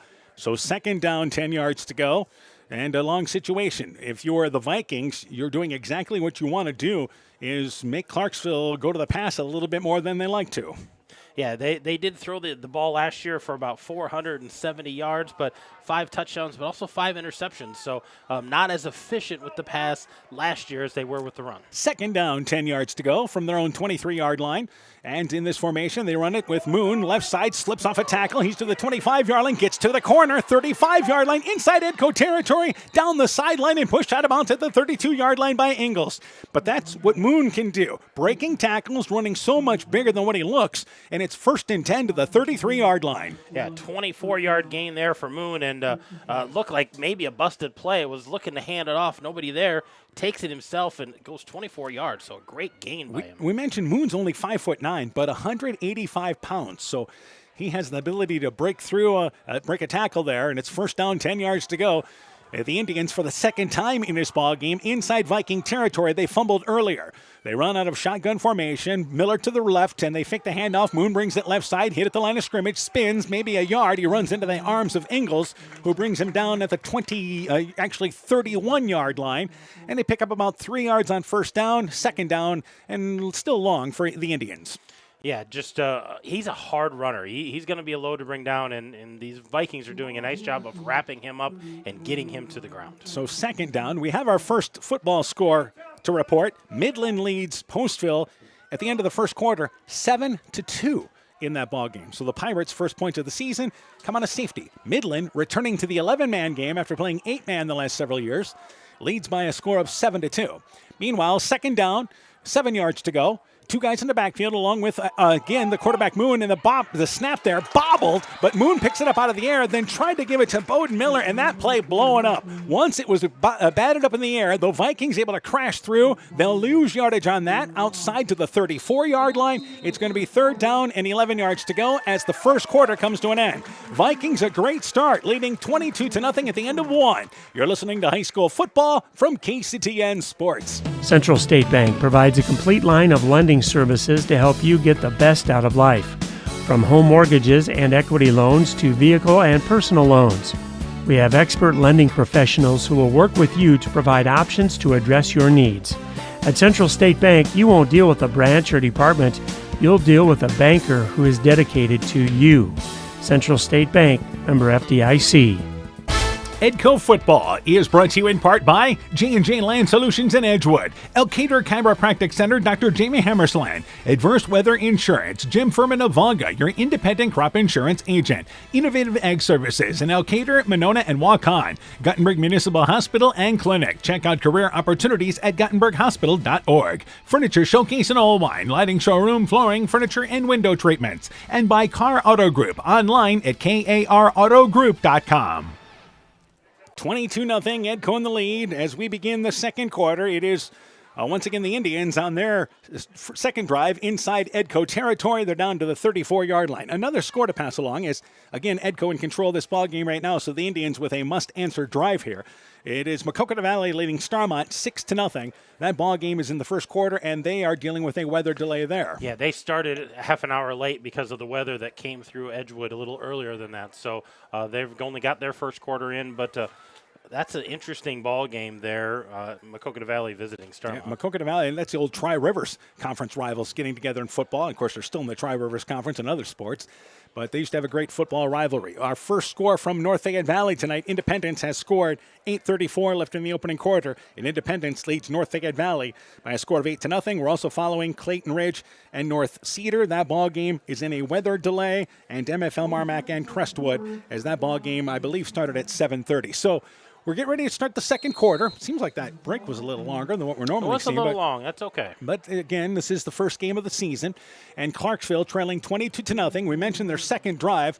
The previous drive ended in a turnover, so inside Edco territory. So they operate from the left hash mark. Miller is to the right of the quarterback, Moon. Second down, 11 yards to go. They run the option, pitching it to Miller, but he's hit in the backfield, and he's able to get back to the line of scrimmage, and that's about it. Landon Campbell, the first Viking to meet him there. It's going to be third down here now, and 10 yards to go. Only a gain of 1, and actually it's fourth down and 11 yards to go. Yeah, Landon Campbell came in and finished that off. That was Mac Parenjacket in there for that play. He's got a cast on his left hand. He broke that arm last Thursday, so got a cast on it, got it all bandaged up, and comes in and affects the first play that he's in there for. Showing his toughness there, isn't he? So fourth down, and obviously in this situation, if you're Clarksville, you're going to go for it. You're inside Edco territory at the 34-yard line. That's one thing that's very different about the 8-man game. Receivers spread out to the right, and they snap it back to Moon. Moon to throw the football. Looking right side that pass, throwing short, sliding underneath it, and trying to catch it there. And this is going to depend on the spot. It is actually caught by number 12 in Camden Barons. He slides down at the about 23-yard line, and they're going to say it's enough for first down. He had to go down to get that ball, and a great catch there for the Indians. Yeah, I didn't know if that was a for sure on the first down, but they waved him through. That was a tough catch, and got far enough to get to the sticks there, so an 11-yard gain. Move the sticks for him. And it was 4th and 11, so the Indians get a much-needed conversion. So first down, 10 yards to go as their drive continues. 2 in the backfield, then Moon is going to bring it up the middle, fake the handoff. He's got a hole at the middle. He's inside the 15-yard line, down to the 10-yard line, and tracked down there. One of their better runs of the night. Down to the 10-yard line, first and goal for the Indians as it was Moon right up the gut. Yeah, about a 13-yard gain there for Moon, and just pounding the ball and trying to find some wiggle room. Not able to do that much in the first quarter, but looking a little better here in the second quarter. So first down and goal. The clock for some reason has stopped. We have the sticks again set, so the clock should be moving. Yeah, we should be moving here with 11 minutes to go in our second quarter. And here's the snap back to Moon. Moon brings it left side, stacked up the line of scrimmage, still bounces to the left side, trying to back his way down. He's finally stood up in a bit of a rugby scrum at about the 3-yard line. That was some tough yardage. 7 yards picked up there by Moon. It'll be second down and goal, but now down to about the 3-yard line. Yeah, now you get into that situation where it's tough to stop them, try to keep them out of the end zone here. They're going to be knocking on the door at about the 3-yard. Carter Batten checks out, a little bit of limp in the giddy-up as Lang comes back in, and he'll just try to catch his breath on the sideline is what it looks like. But still, it's now second down and goal from the 3-yard line. Scoreboard says it's 1st and 10, so as we mentioned, it's a season opener. Back to Moon. He'll try to bring it up the middle. Hit in the backfield by Stagger and brought down, but he gets to the 2-yard line. Stagger did a great job staying low, grabbed him by the hips to bring him down, and it's now 3rd and goal to the 2-yard line. Yeah, just a tough play there and tough running by Moon, but a great tackle by Jack Steger, able to bring him down and maybe scratching their head, figuring out how are we going to get this through here. We got to find another way of maybe moving the ball. The big thing is Stagger stayed low. That's how you got to bring down a running back like Moon or a quarterback like Moon. So still 3rd down and goal. Inside 10 minutes left here in our first half with the Vikings leading by a score of 22-0.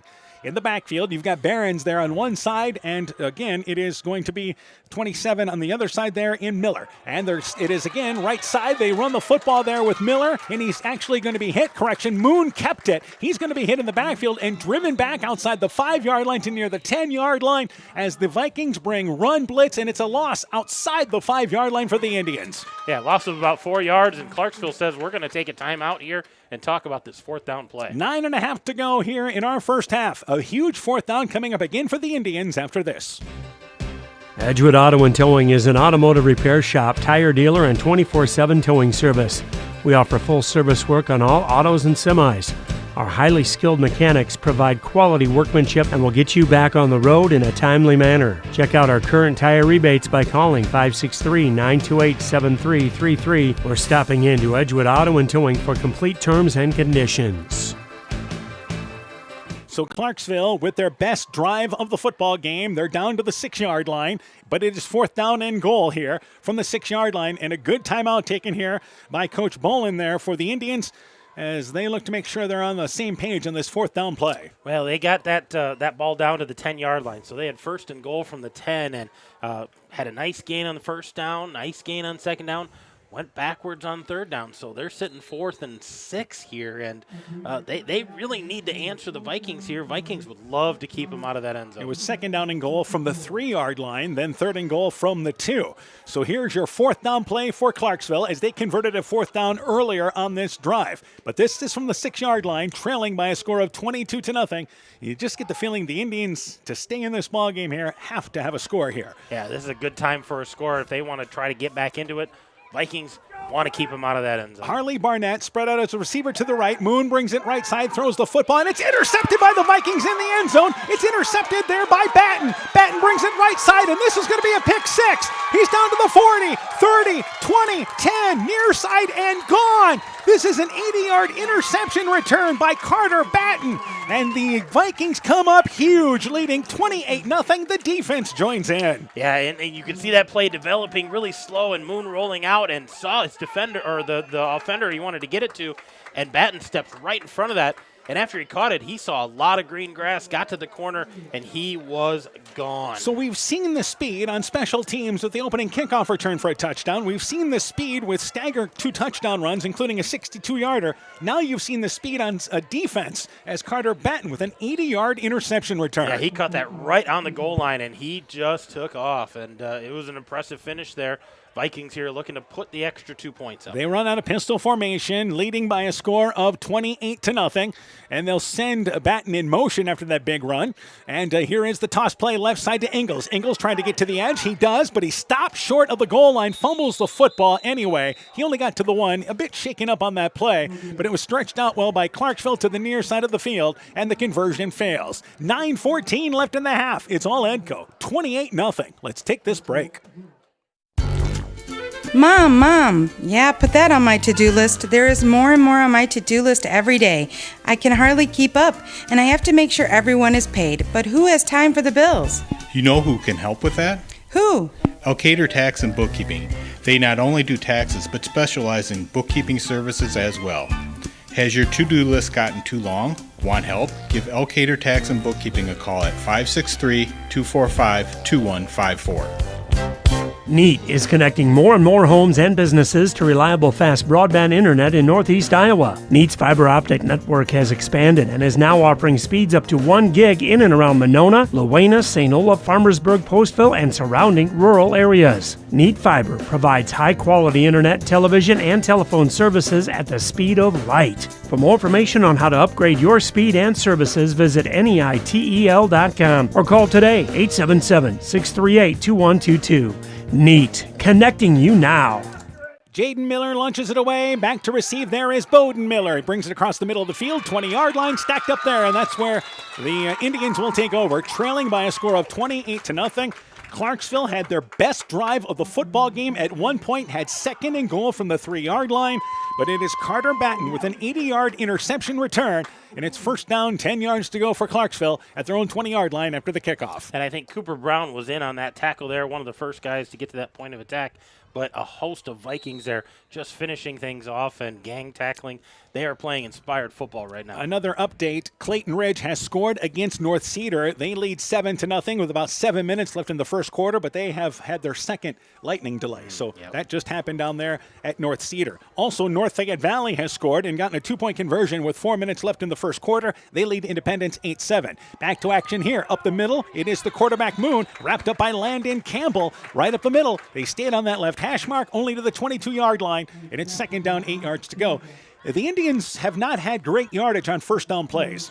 No, they haven't, and I think that's frustrating for them because they're probably used to 4, 5, 6 yards on that first down, put them in manageable situations, and they've had to deal with 2nd 8, 2nd 9, maybe a loss. So they've been put in some different situations here, and I don't think they feel real comfortable there at this point in the ballgame. So 8.5 left in our first half. Again, the Vikings in control, 28-0, as they have their offense with 2 drives, a special teams touchdown, a defensive touchdown as well. So 2nd down and long. In the backfield, Batten is to actually the quarterback there. Moon has Miller to his left, and they run it right side with Barons, and he's hit immediately in the backfield and tackled by William Hoffman. How many times have we said Hoffman's name already? It's a loss back inside the 20-yard line to the 17-yard line as he just shoots through the middle. Yeah, and that was about a 4 or 5 yard loss there because Hoffman got him right at the point of attack once he got the ball and drove him backwards. So nice tackle there by William Hoffman. So 3rd down and 16 yards to go for Clarksville here in a long situation. You talk about Hoffman shooting through there, but Ben Piersbacher helping clear the hole. Yeah, Ben Piersbacher playing that front of that as a nose guard and does a nice job of occupying that the ball hiker, and they just clearing a path, and Billy Hoffman came through untouched almost. 3rd down, probably closer to 15 yards to go. Miller to the left of Moon, who works out of shotgun, and the snap goes through his legs, and he falls down right on at the 8-yard line. Live to fight another day. A low snap. That again, that's the 3rd snap we've seen them have issues with, and it's Moon just falling down on it at the 9-yard line. A drive that started at their own 20. They're back to the 9-yard line, and it's 4th and 21. You're also going to give the Vikings great field position. Well, great field position, and this time the Vikings are going to send Christopher Lang back as a return man, and you're going to want to try to keep it away from him if you're the Indians because we saw what he did with the kickoff. Yeah, you're not going to see a fake on 4th and 21. So, again, to punt is number 3 there in Maddox Morrison. Morrison, a good high kick. Lang catches it, 40-yard line, bobbles it, slips through his hands, and he fumbles the football, and I believe Clarksville's got it. He was never able to gain complete possession there. The officials will talk as it's recovered by number 22, but are they going to say he's down? I think Ingles got it. I think Carson Ingles ended up recovering that, but dodged a bullet there because I don't know if Christopher Lang ever had that ball in his hands. Well, Lang, he got it in his hands. The problem is he couldn't haul it, and as it was being hit, you could see it sliding, and it slid through the legs, but usually the Vikings did recover it. Yeah, just a nice job by Carson Ingles getting over there to recover that because there was a lot of Indians there ready to hop on top of that. By the way, that's the 2nd play there that the Vikings have been able, with the hustle, of avoiding a turnover. It was Batten earlier, and then Ingles right there. So 1st down, 10 yards to go. Vikings have it at their own 38-yard line with no return on that play. They run it right side. Here's Ingles across the middle. He's tripped up at the 40-yard line, falls into the 36-yard line. Nice tackle there by Moon, the weak side linebacker for Clarksville, but a 5-yard gain, and we really haven't seen a lot of Carson Ingles yet in this ballgame. No, we haven't. That was a good run there by Carson, and couldn't keep his feet after getting that arm on his foot, but able to get about 5 yards. So 2nd down for Edco. They have been very successful on 1st down yardage. And 2nd down, 5 yards to go, back inside Clarksville territory, with the Indians trailing by a score of 28-0 right now.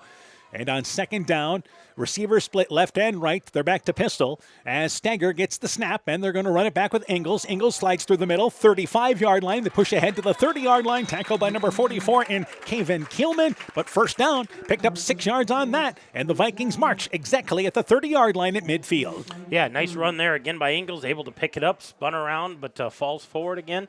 A good drive started here by the Vikings. Inside 6 minutes left here in our first half with the score 28-0.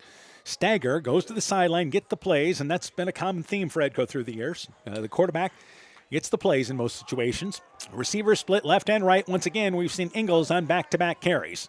And they continue in the same formation. Snap back to Stager now, and he long, hard count, and he gets it, works it back with Ingles again. Engel between guard and center, left side, slips off one tackle, gets down to the 25-yard line. They move it to the left hash mark, but again, solid yardage there. Ingles getting the tough yards up front. Well, and this is one of those drives, running some clock, running the football, and you start looking at this score, and all of a sudden Clarksville realizes if they can punch this in, they're going to be at that 35-point mark, and that's a situation that Clarksville isn't comfortable being in. They're not used to being in this situation. Yeah, and I don't think we expected this at all. We expected this to be a great four-quarter ball game.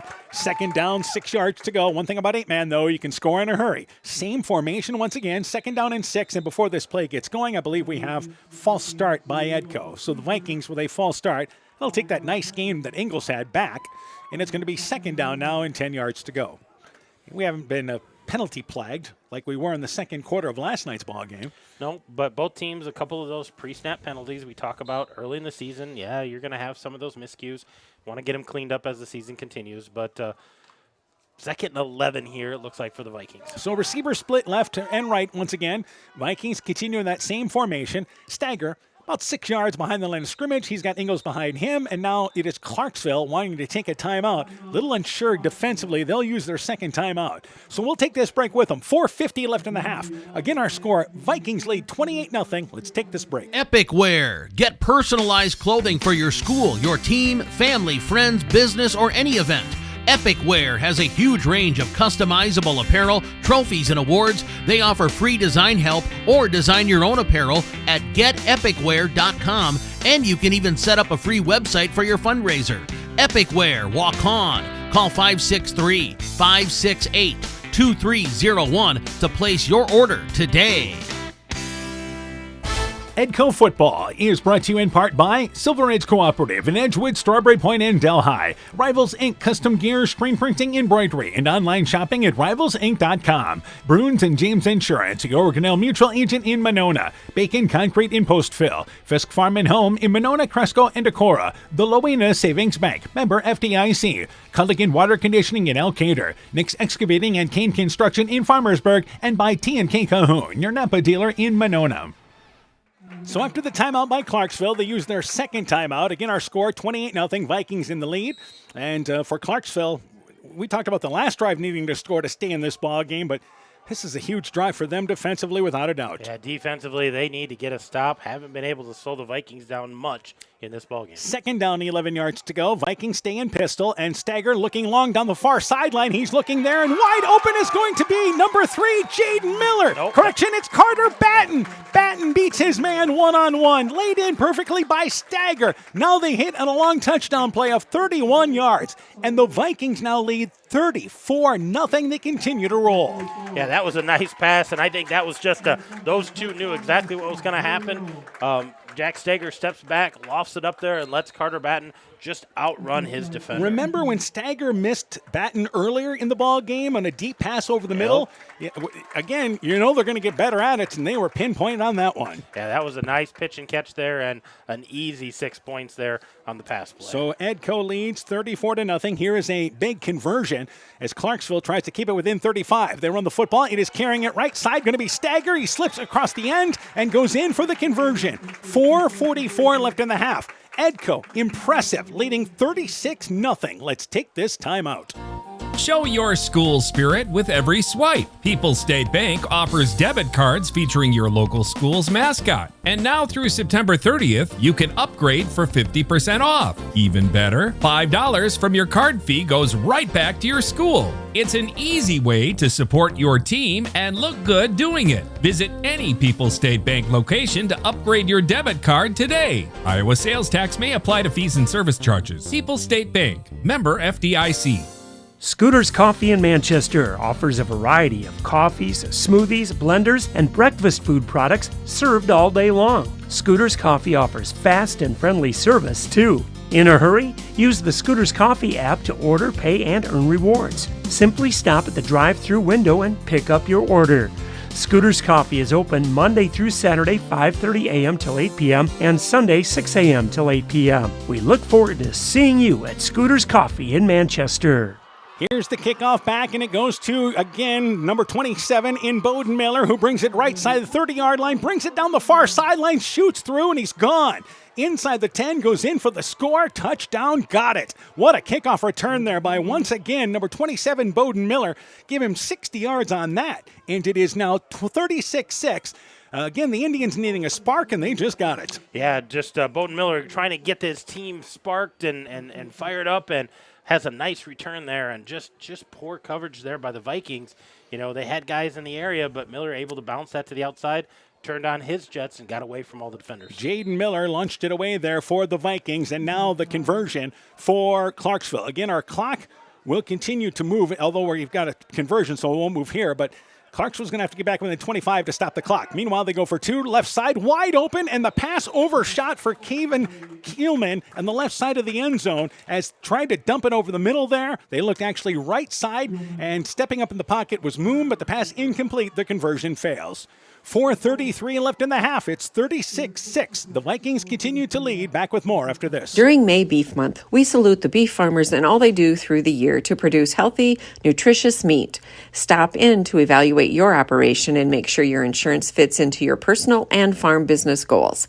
Contact Julie Dupke, agent at 205 South Main Street in Elkader, or call 563-245-2366 today. American Family Mutual Insurance Company, SI, and its operating company, 6000 American Parkway, Madison, Wisconsin. Northern Country Co-op and Viafield are now Nexus Cooperative, your full-service ag partner supplying all your agronomy, energy, feed, grain, and lumber needs. Our highly knowledgeable and experienced team utilizes the latest technology in feed manufacturing, agronomy services, precision ag, plant and animal nutrition, energy products, and grain marketing to keep our customers ahead of the rest. Stop in today at any of our 26 locations across northern Iowa and southern Minnesota, or visit us online at nexus.coop.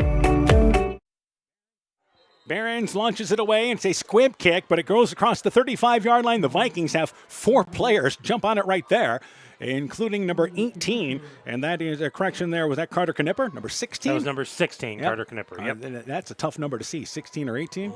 So just like 2 and 3 are tough numbers to see. So first down, 10 yards to go for the Vikings, and what the Clarksville Indians were trying to do there is maybe hit an up back, see if they could get themselves not necessarily a direct onside kick, but they squibbed it anyway. Yeah, they just decided to squib that, keep that away from Christopher Lang, and Vikings fall on it. They're going to take over on the 31 here. Coming up at the half, we'll talk with Edco volleyball coach Dana Coprin. She'll be our halftime guest tonight. Edco hosting their first ever volleyball tournament tomorrow. First down, 10 yards to go. Stagger to throw the football, looking left side for Lang. Middle of the field, drops it in the bucket. It's caught. 15-yard line, 10, gone. Touchdown, got it. Another huge pass play for, once again, Edco. Stagger hooks up with Lang. A passing play that goes 49 yards. 42-6. Vikings continue to roll. Stagger rolled out and did the same thing he did last time. Lay it up there, let Lang go catch it, and he created a little space, caught the ball clean, waltzes in for another touchdown. So a 49-yard pass play. They will now go for the conversion as the Vikings, the only time they've been stopped offensively in this ball game, I believe, was when they fumbled. The fumble, yep, yeah. Absolutely. So they'll go for 2. Receiver split left and right. Stagger has... once again, Lang behind him. Here's your conversion. They run it up the middle with Lang, and actually Stagger's going to boot it left side. He gets to the edge. He's got blockers, and he goes in for the conversion. It's all good for Edco. 4:26 left in the half. They lead 44-6. Let's take this break. During May Beef Month, we salute the beef farmers and all they do through the year to produce healthy, nutritious meat. Stop in to evaluate your operation and make sure your insurance fits into your personal and farm business goals.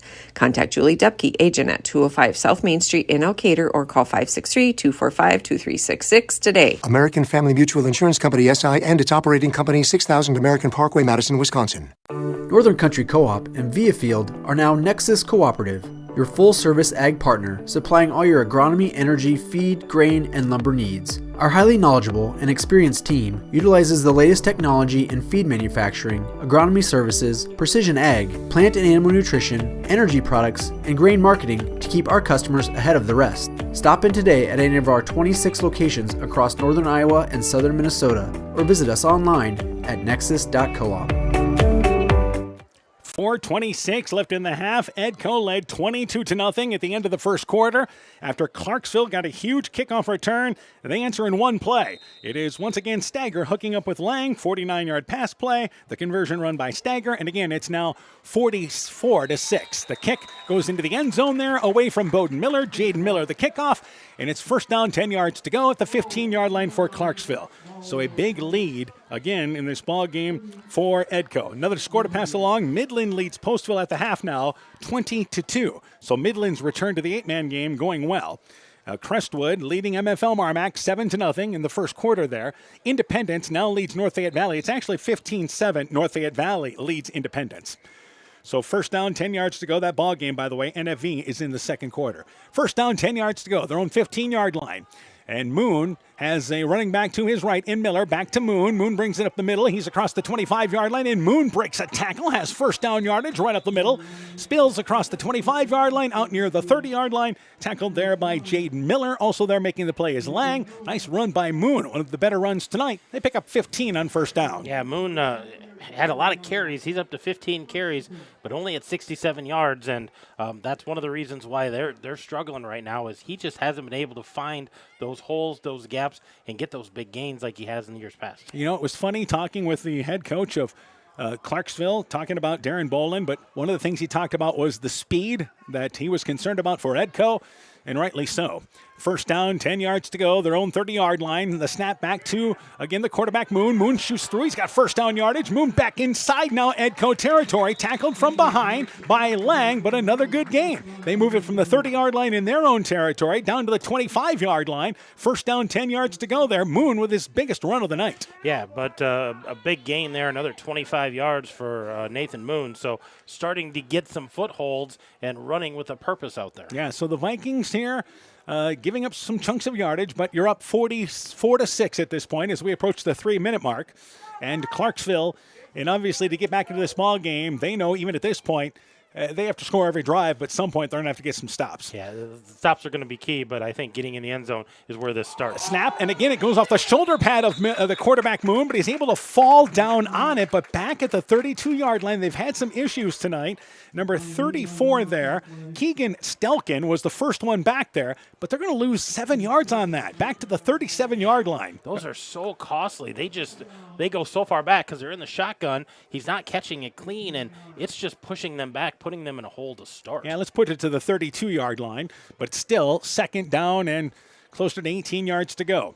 Clarksville does get the ball to start the second half, so again, their hope is they can score here, maybe double it up in the second half of this ball game. So second down, 18 yards to go for the Indians. And they operate from the middle of the field at the 37-yard line.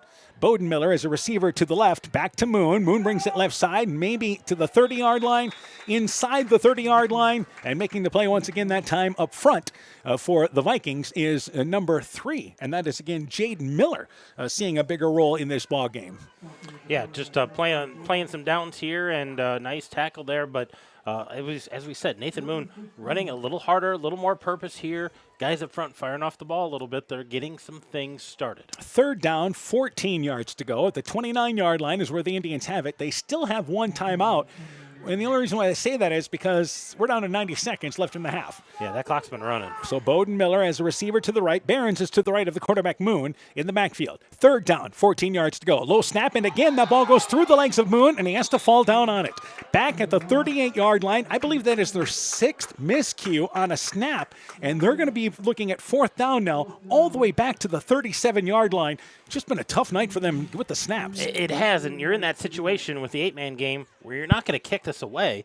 You're going to have to go for this on fourth down, but fourth and a long ways. They've got it listed up there on the scoreboard as at least 20 yards. And Clarksville will use their final timeout in this situation.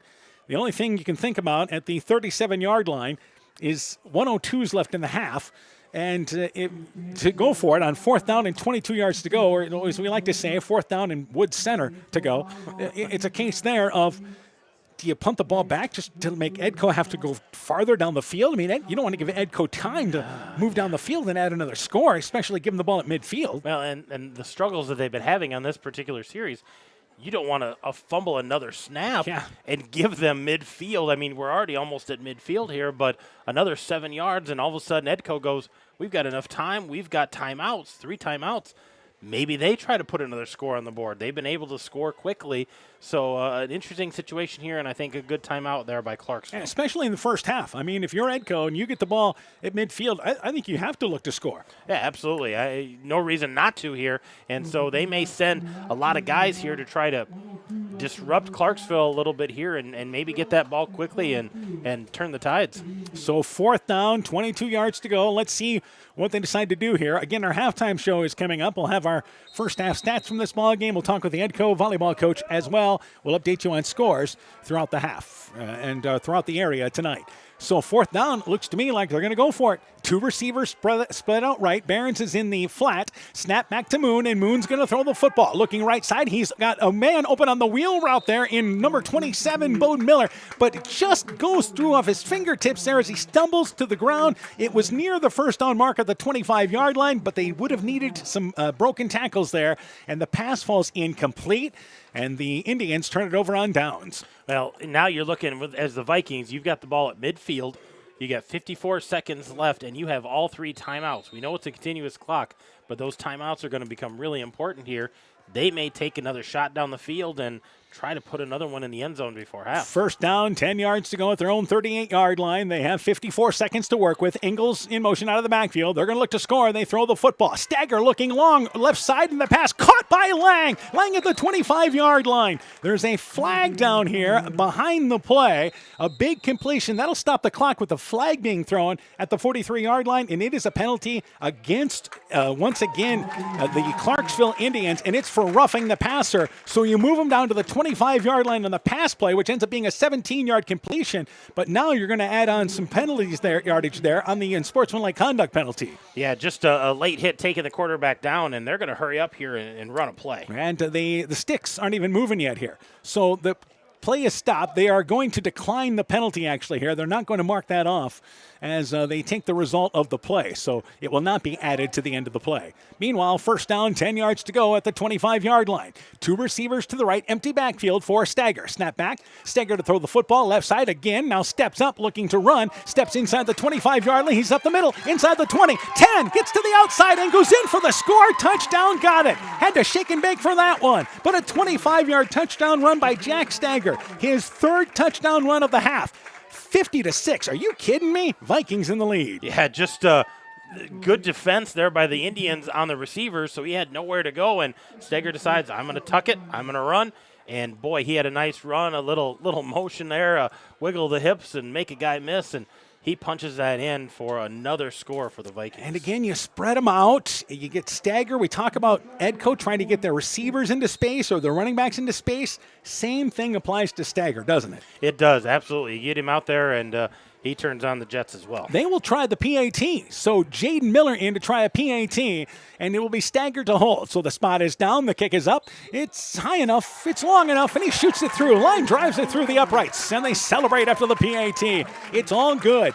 51-6, Edco in the lead, and we are at the half. As the Vikings scored on a running play by Stagger, 25-yard runs, and again scoring the conversion, Jaden Miller on the kick.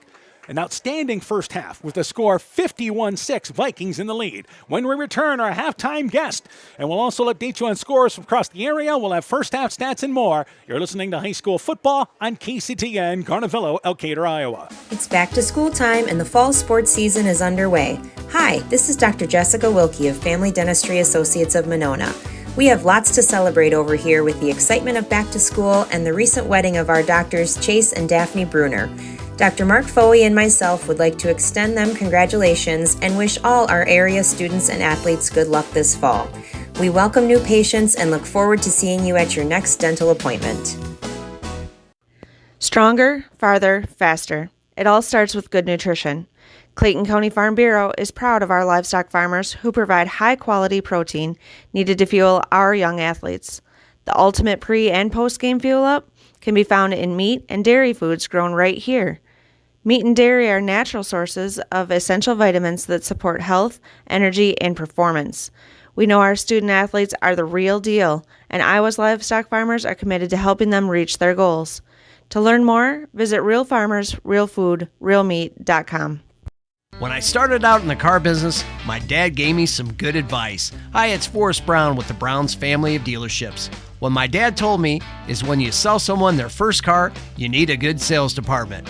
But if you expect to sell them their second, third, and fourth car, you better have a great service department. Visit any one of the Browns family of dealerships in Guttenberg, Elkader, West Branch, or Victory Ford in Dyersville and find out why Browns is your hometown dealer, no matter where your hometown may be.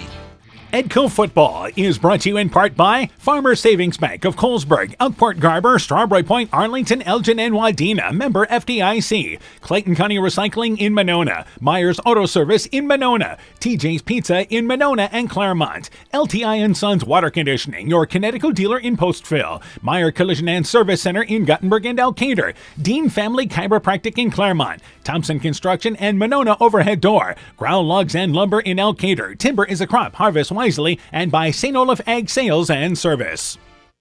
So 51-6, Edco in the lead at the half. We'll update you on scores coming up in just a bit. We're joined first off here by Edco volleyball coach Dana Copperin, our halftime guest tonight.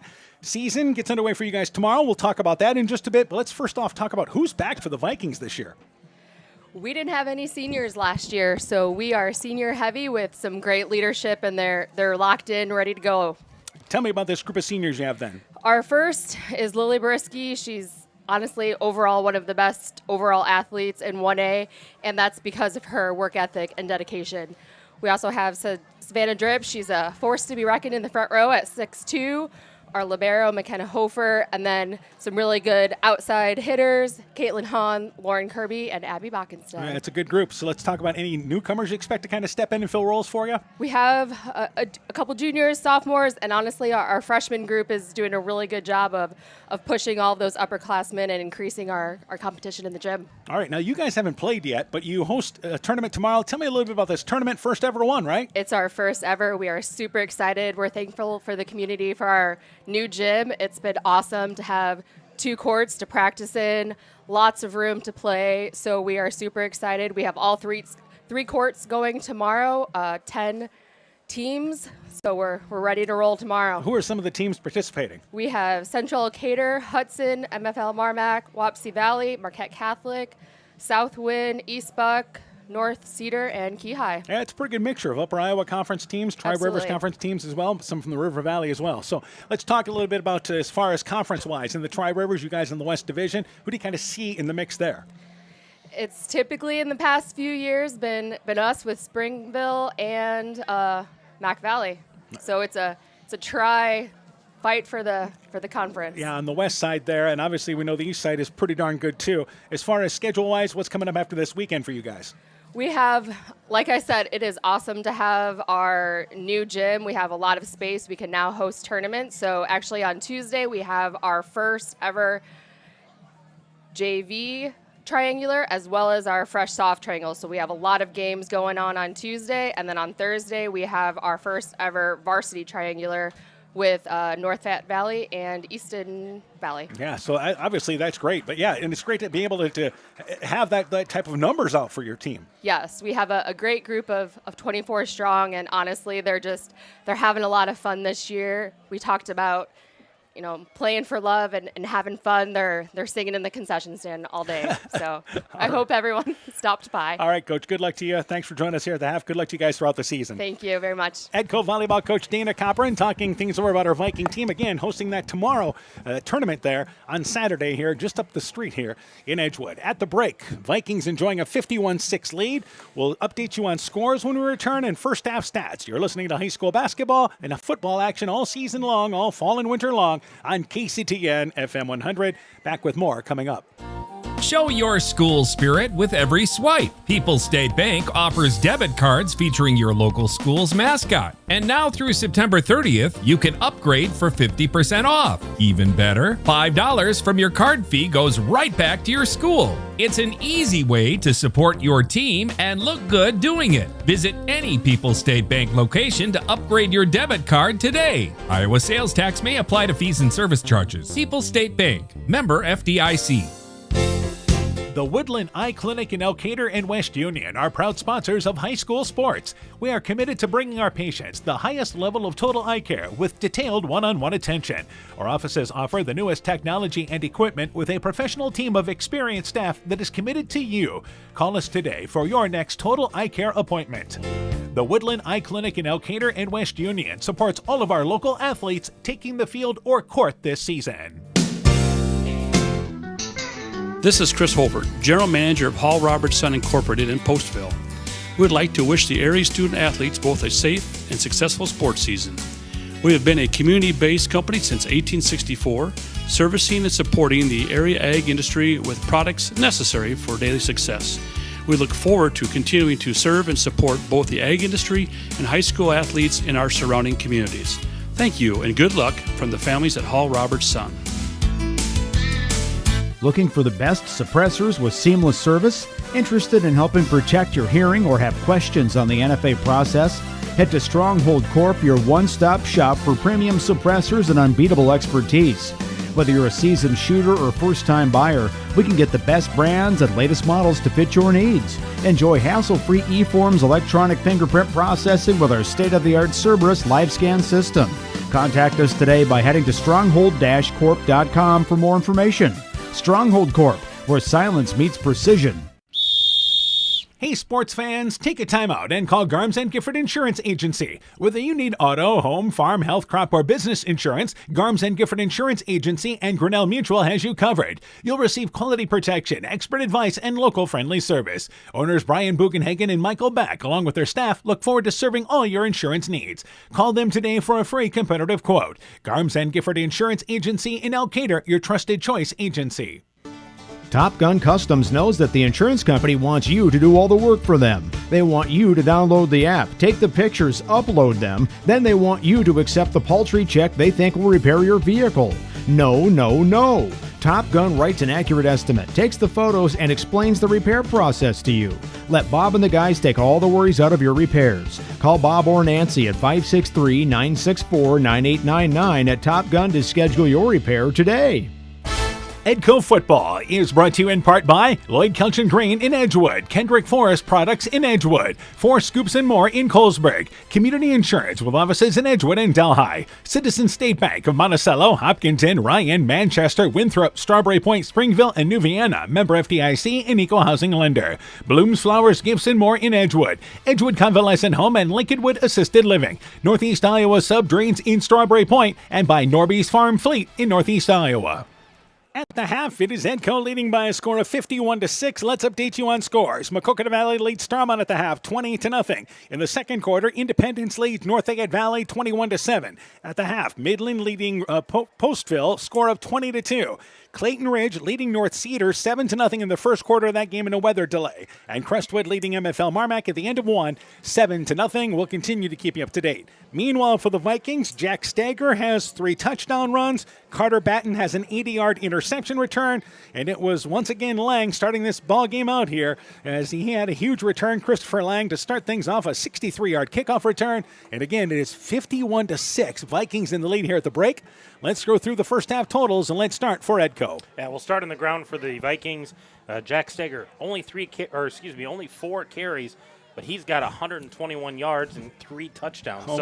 He's had a nice night there carrying the football. Carson Ingalls also has 4 carries, 25 yards. So 8 carries, 149 yards on the ground for the Vikings. Those 3 touchdowns by Steger, 12 yards, 62 yards, and 25 yards. And they have certainly relied on passing the ball after the early part of this game. Yeah, in the air, Jack Steger is 5 for 7. He's got 163 yards and a couple of touchdowns.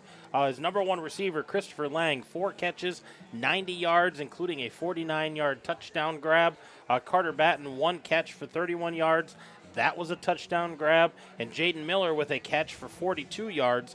So, again, 6 catches there on 7 attempts. So, doing a nice job there for Steger.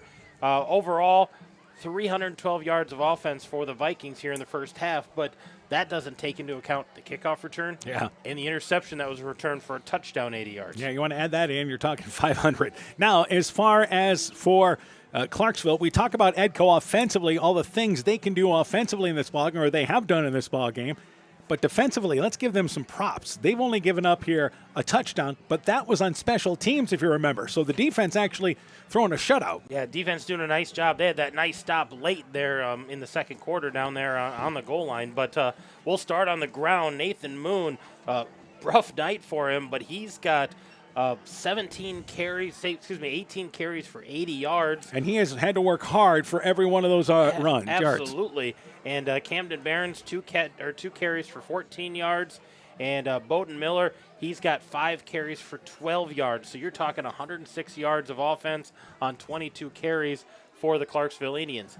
In the air, that one reception of 11 yards, so Nathan Moon is 1 for 5. He did have that interception that he threw that was returned for a touchdown, but his receiver was Camden Barons for those 11 yards.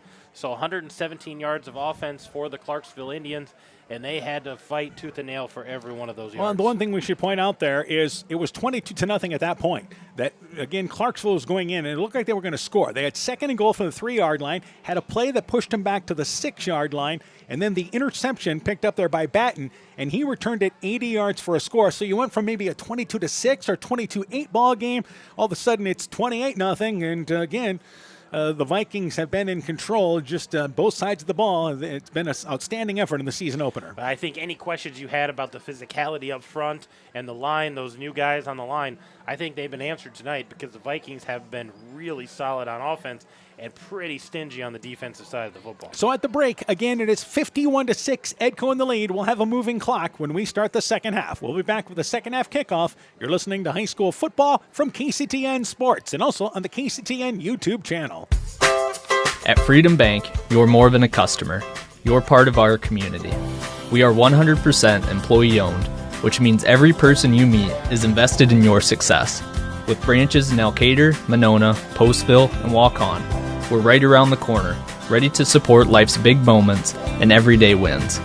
Committed to your community, focused on your future. Freedom Bank, we empower success. Member FDIC. Hi, this is Tara Fink, psychiatric mental health nurse practitioner. It's important to know what to say to those struggling with mental health concerns. Silence can make individuals feel even more alone. By starting a conversation, it lets them know you care, you're supportive, and that you're willing to listen. You can ask if they want to talk about it, if they're getting the care they need, and to tell you more about their feelings and thoughts. Just letting someone know that you're there to listen creates a much-needed supportive environment and helps reduce the negative stigma surrounding mental illness. Exceptional caring people, Veterans Memorial. Inspiring changes to a happier, healthier you is what we do at Clayton Drug. We are committed to helping you achieve the highest quality of life possible. We are a full-service pharmacy offering services such as med packing to your home or mail delivery and online prescription refill. We also offer a cash pricing program on name brand and generic prescriptions. Call 563-245-2530 to find out more. Clayton Drug, connecting the communities of Elkader, Strawberry Point, and Sumner to serve us all in between. Energy consumers everywhere are getting calls and texts from scammers. The callers threaten to shut off their power if payment is not made immediately. Don't fall for it. Never give out financial or personal information to someone who calls claiming to be from your provider. When in doubt, always call your utility and get the facts. Alameda Clayton Electric Cooperative, your Touchstone Energy Cooperative. Edco Football is brought to you in part by J&J Land Solutions in Edgewood, Elkader Chiropractic Center, Dr. Jamie Hammersland, Adverse Weather Insurance, Jim Furman of Volga, your independent crop insurance agent, Innovative Ag Services in Elkader, Monona, and Waukon, Guttenberg Municipal Hospital and Clinic. Check out career opportunities at guttenberghospital.org. Furniture Showcase in Oldwine, lighting showroom, flooring, furniture, and window treatments. And by Car Auto Group, online at karautogroup.com.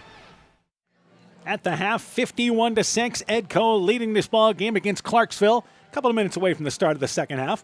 An injury update. This is from one of our officials. He was actually worked on the training table on the Edco sideline pretty much the whole break there, and just it had to do with, it looks like, stretching out. He continues to run on the sidelines, and he's going to toughen it out this second half. Yeah, he was getting worked on pretty hard. It looked like something in his hip. He kept trying to stretch. They'd work on him again. He'd stretch. So kind of entertained the crowd there for a little while during the halftime. We didn't have a band show here early in the school year, so that was kind of our entertainment for the halftime. All right, let's update you on scores. They're now at the half in Monona. Crestwood leads MFL Marmac at the half 14-6. And they're now at the half at Independence, with Independence leading North Fayette Valley 28-7 at the half. We mentioned Maquoketa Valley leading Starmont at the half 20-0. Midland leads Postville at the half 20-2. And Clayton Ridge leading North Cedar early in the first quarter 7-0. And again, that ball game had a lightning delay, their second lightning delay.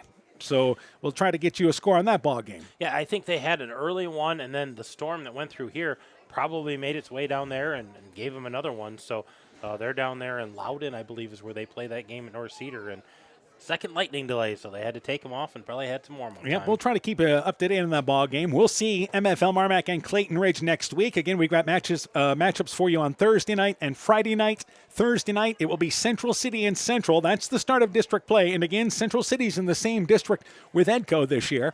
The countdown to kickoff begins at 6:30, game time at 7 o'clock. And then Friday nights, again, it will be MFL Marmac and Clayton Ridge playing down in the River Valley. The countdown to kickoff, our normal time at 6 p.m., game time at 7 o'clock. Again, you can catch all those games here on KCTN FM 100, on the KCTN website, kctn.com. You can also listen to the games on the KCTN app.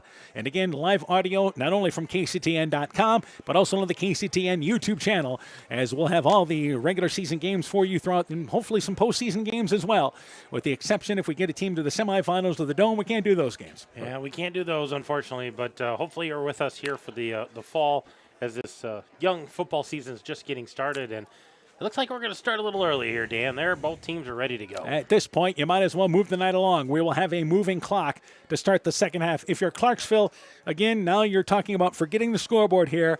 Let's once again work on getting our offense established, because there's better days ahead for this team. Yeah, absolutely. This is a talented team, and they've got some weapons out there, but boy, they ran into a well-prepared Edco Vikings team tonight, and then they were both sides of the ball just doing what they needed to do to be successful tonight. And to launch it away once again will be Jaden Miller, and back to receive is going to be number 27 in Bowden Miller. Once again, Bowden Miller has a kickoff return in this ball game, just like Lang does for Edco. The kick goes near sideline. It'll sail out of bounds at the 10-yard line, and it's going to be out to the 25-yard line. First down, 10 yards to go. Although earlier in the ball game, Clarksville made them re-kick it, and I think they're going to do that again here, huh? I think so. Back them up 5 yards, make them kick it again. We're so used to so many teams not doing that. But again, you show why you do that, because Miller, as we mentioned, had that kickoff return of 60 yards. Well, and you make it a shorter field, force them to try to keep it in bounds because they don't want it to get farther out. It might be a smart move here. Let's get the ball in our hands of our speedster, see what he could do. So for Edco in this second half, obviously you're in control here, but the one thing this team's going to have to deal with, it's depth. I mean, if you lose some key players, that's every team an 8-man. But I think you'll see some subs in this second half. And it's a kick again. It will be Bowden Miller, middle of the field, 5-yard line, catches it. He'll have a return, brings it up the middle, and he's able to be wrapped up across the 20-yard line, 22-yard line, 17-yard return. First down, 10 yards to go. The first Viking back there was Carter Knipper, and the Clarksville Indians will have their first possession with a moving clock here as we start the third quarter. That moving clock went into effect in the second quarter as Edco had raced out to a 36-0 lead. Clarksville got that kickoff return for their only score in the first half, but then the Vikings adding 2 more touchdowns, including on the final seconds there of the first half. Yeah, it's kind of interesting. They made him re-kick it here. They still ended up at the 24-yard line. So first down, 10 yards to go. Back to the quarterback, Moon. Moon goes right side. Hit again by number 44. And that, once again, is going to be William Hoffman, a senior stepping into a bigger role this year. 6'2", 205-pound senior. No gain. Second down, 10 yards to go. They've done a great job up front. Yeah, met him right at the line of attack and finished him off there. And nice job there by William Hoffman, able to finish things. So second down and long in this situation. The Clarksville Indians, you expect them to continue to try to get Moon established in this ball game. That's going to be their way to being successful this year. It's just going to have to be. Yeah, I think he needs to run the ball. I think Bowden Miller's going to get some touches here. He's going to try to have to get something going as well. Receiver spread out to the left, back to Moon. Moon goes left side, and Moon's got first down yardage as he goes on that left hash mark across the 35-yard line, out just short of the 40-yard line, 39-yard line, 15-yard gain there by Moon, and the Indians approach midfield. Yeah, that was a better game there. Got ahead of steam, got into the secondary, and had to have one of those guys in the secondary bring him down. So a nice gain by Moon. Yep, first down, 10 yards to go. So the clock already, we're 2 minutes in to our third quarter here. As we mentioned, with the moving clock, things kind of tend to move very quickly. And Clarksville, one thing that they're really leaning their head on this year is being able to run the football because they want to win that time of possession. It's a team that's not going to throw it around the park. Yeah, they want that time of possession. They want to keep it on the ground as much as they can. First down, 10 yards to go. Back to Moon. Moon goes right side, midfield, 40-yard line, falls forward to the 39-yard line. The Vikings, again, doing a great job up front. Number 34, Keegan Stelkin, one of the Vikings there. Only a pickup of 2. Second down and 8 yards to go as the Vikings continue to just control the line of scrimmage up front. Yeah, Moon's been able to get a couple of big gains, but most of the time it's 2-3 yards at a time, maybe a loss. And I think the other thing that we've forgotten about is how many times did that ball come back from the center and not be handled cleanly. So if they can clean that up, that's going to help them stay ahead of the sticks. Second down, 8 yards to go. Same formation for the Indians. And left side, it is going to be number 6, the quarterback. And a heavy dose of Moon. He's tripped up by Ingles, but gets inside the 35 to the 33-yard line. And for really one of the few times tonight, Clarksville in a 3rd and short situation here. 3rd down and 3 yards to go. Yeah, and it's been a steady dose of Nathan Moon running the ball, and I expect nothing different here. By the way, another delay in the Clayton Ridge North Cedar ball game. So they're at least another half hour from starting that off. And what they're going to do is actually at 9:30 decide whether or not they're even going to continue that ball game, because then they're talking about Clayton Ridge having to come back from North Cedar tonight. Absolutely. 3rd down, 3 yards to go. Moon goes left side, first down, and he squirts to the outside, 20-yard line. Nice tackle from behind by Lang, but Moon gets through. Clarksville, better job moving the football down to the 15-yard line, 1st and 10. Yeah, about an 18-yard gain there. So Moon getting up the yards now, starting to eat them up, and establishing what they want to establish. So a good talk there at halftime for the Clarksville Indians. And you know that Clarksville, even though they're down 51-6 here, still going to be a player in their district. And again, they open up district play next week, going to GMG for a ball game. And then they have North Tama and Meskwaki. They do not face Gladbrook-Rhinebeck until October 10th. So first down, 10 yards to go. You see some players kind of shuffling in for Edco. Number 5, Connor Balls, is a sophomore coming in, a 6'1", 170-pound sophomore. Edco's got a good number of kids out for football this year. They have a lot of guys on the sideline. So first down, 10 yards to go. 7.5 left in the 3rd quarter. Back up the middle is Moon. Moon tripped up, but he's able to get ahead to near the 10-yard line. That's Ingles. They're becoming fast friends in this 3rd quarter. 4-yard gain up the middle. 2nd down, 6 yards to go.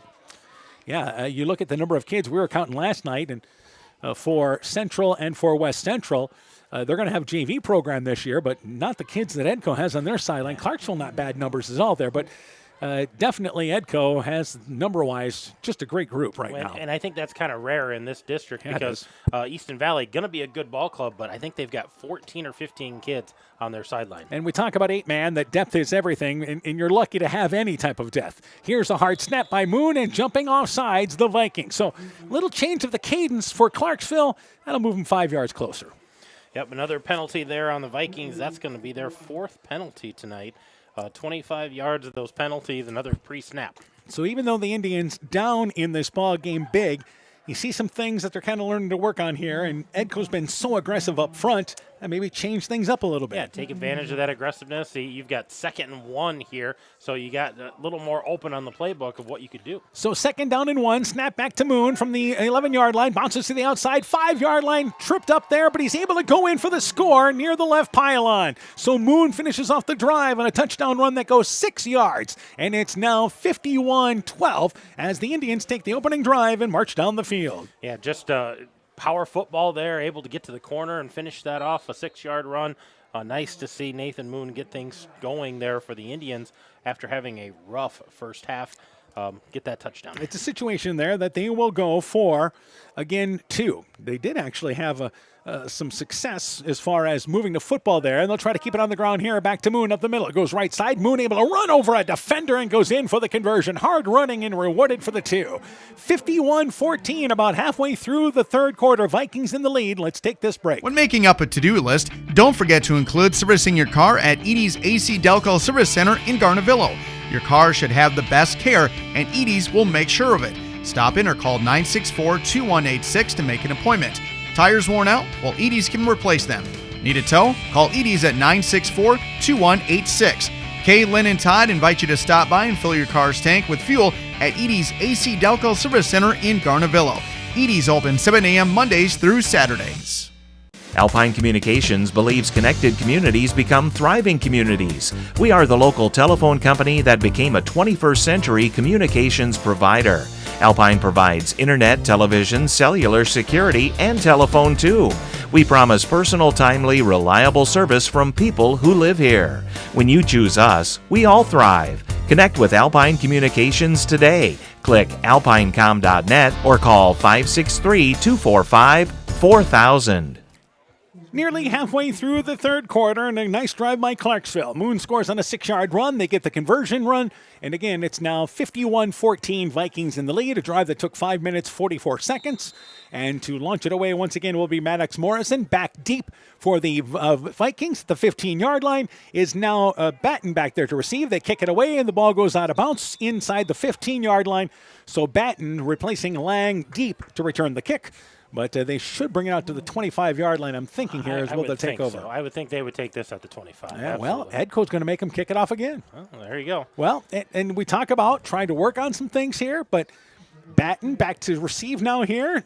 Something that you want to work on with him getting some touches. Yeah, give him a chance to maybe return this and get a feel for it in case something ever would happen to Lang. You want to make sure you got somebody else who knows what they're doing. And by the way, we talk about that. They've decided, let's just take it at the 25. We'll just take the ball. You bet. So at the 25-yard line, our clock will pick up again here.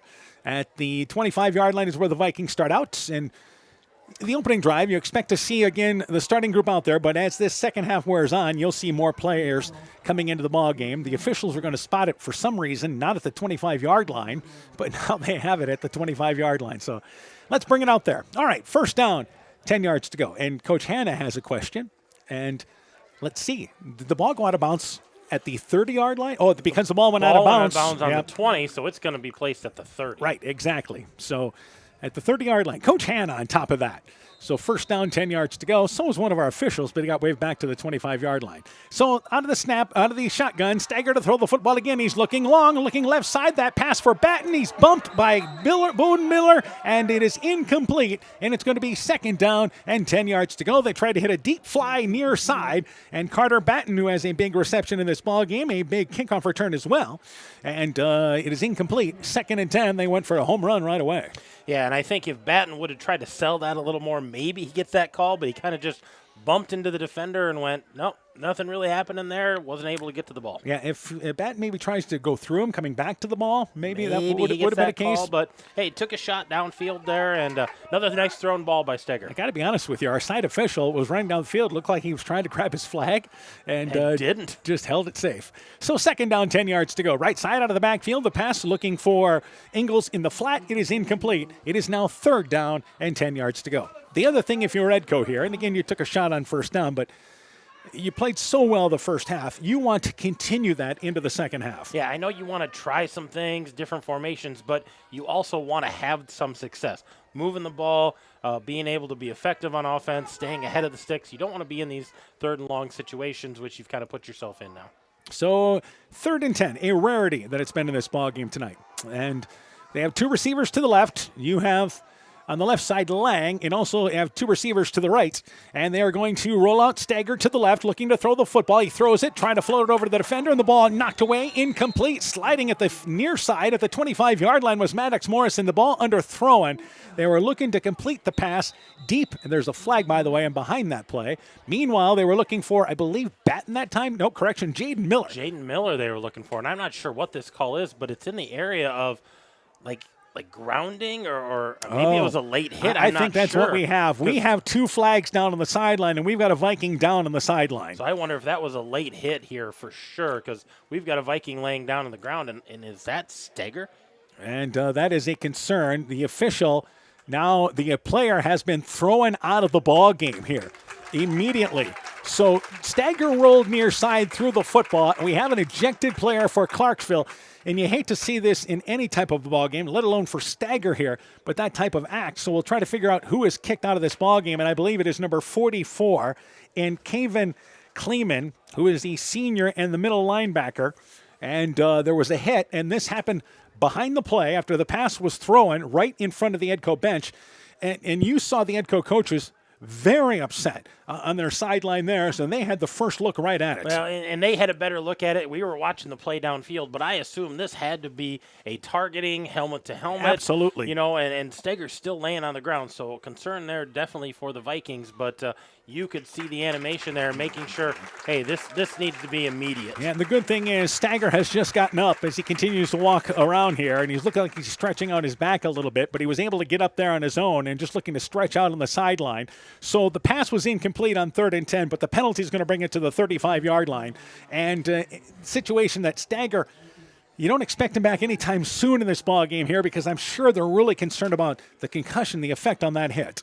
Yeah, they're checking his balance. They're making sure, his vision's okay. They're going to go through all of those concussion protocols to make sure he's okay, and I would expect him probably to be done for the night. Yeah, they stick the right foot out and not trying to do any turnabout or anything like that, and just want to make sure there that he's okay and holding that up. So we'll try to keep an eye on that. But, yeah, with 4:35 to go, clock has stopped with that penalty, but now you've got concern for Clarksville because now you're talking about the availability of Keelman injury-wise. All right, as far as, I should say, eligibility-wise. Because I believe, does he have to sit the next game or maybe the next half at least? So he's going to be out for a little while. But I believe we're going to see Jaden Miller here in the quarterback duties. So this is, you hate to see any type of injury, but this is what we talk about if you have a quarterback that's injured, and Miller's going to be the backup quarterback, and he's going to bring it around right and brings it inside the 25-yard line down to the 20-yard line. 15-yard gain by Jaden Miller on a sweep around right side, and a nice gain for the youngster stepping into the quarterback role in his first carry, the sophomore. And Jaden Miller, the sophomore, throws a nice ball as well. The JV quarterback a year ago, but stepping into that role and running the ball right away. So I'll be curious to see what they do with him here in this situation. You see Stager got his helmet. Looked like he's trying to work back to the sideline there, and I think they finally told him, son, you're probably a spectator for the rest of the Just go ahead and game. have a seat, young man. Well, and he's a competitor. He wants to be on the field. Absolutely. Tough kid. So here's a missed exchange on the handout, but Miller able to get it to the running back in Ingles, but he only gets back to the line of scrimmage at the 20-yard line up the middle. Clock picks up once again. Coach Hanna coming on over to have a conversation there with Jack Stager. Again, he played as a freshman last year. So that talks about how tough he is. We've got another player that is down. This is a Viking down at the 20-yard line. So you're really getting concerned here. And this looks like a cramp. They've got his leg up in the air. It looks like they're trying to stretch him out. That's Keegan Stelkin. Yeah, and Stelkin, that's what it is, because you just see him there, and he kind of limping off there. He's all right. So they stop play momentarily with 3.5 to go. And, again, let's get the clock moving again here. And if you're Edco, you've seen a couple of players down here, so you've got bigger games down the road starting next week in district play as they, again, as far as schedule-wise, go to Springville. And Springville is a team that figures to be improved from a season ago. Meanwhile, second down, 10 yards to go. Alone in the backfield is Miller as we approach the 3-minute mark. And they snap it back. Miller's going to go left side around Annie's to the 20-yard line. Miller slips through that side, gets inside the 10-yard line down to the 5. And it's going to be first and goal for the Vikings. So, again, Jaden Miller, 6 foot, 180 pounds, had only one carry a season ago. But again, varsity-wise, stepping in now as the backup quarterback, it's first and goal from the 5-yard line. Yeah, two carries, 30 yards for Miller, stepping right in there and picking up where Jack Steger left off after that tough hit that Steger took. As we mentioned in the 8-man game, if you have any kind of depth, what a luxury. I mean, just absolutely huge. But this is a good opportunity for Miller in case you need to work him in at some point in a ball game. That would, again, he's shown that he can run the show A-OK. And he's going to run the football left side. It is Ingles. Ingles between guard and tackle, goes to the goal line, stopped just short off left side. They say he was down as he ended up in the end zone, at least part of his body did. It was near side, and it's going to be now third down and goal from about the 1-inch line. It'll be second down because they got the first down. So second and goal from about the 1-yard line. Do we have another player shaken up here on this play? I believe they're going to check out one of the Clarksville players. Yeah, they've got a guy that's kind of staggering a little bit, so they're gonna make him go out of the game here, and they're gonna check him out. So time taken. They're actually going to bring in Clarksville's as it was Bode Miller, I believe, and now I think so. And down to the end zone. And again, we talk about Edco not wanting to lose any players as well, but if that's Bowden Miller, that for Clarksville is a major concern for them as well, because Bowden Miller is a sophomore and a kid they're going to rely on this year. So Clarksville heads to the sideline. Edco broke from their sideline, but they're going to come back over. We got an injury timeout on the field. 2:06 left in our third quarter. Vikings lead 51-14. We'll try to get you an update after this. Strawberry Building Supply offers all your building materials for residential and commercial projects. Whether you're building from the ground up, remodeling your home, or a weekend project, we have the materials you'll need.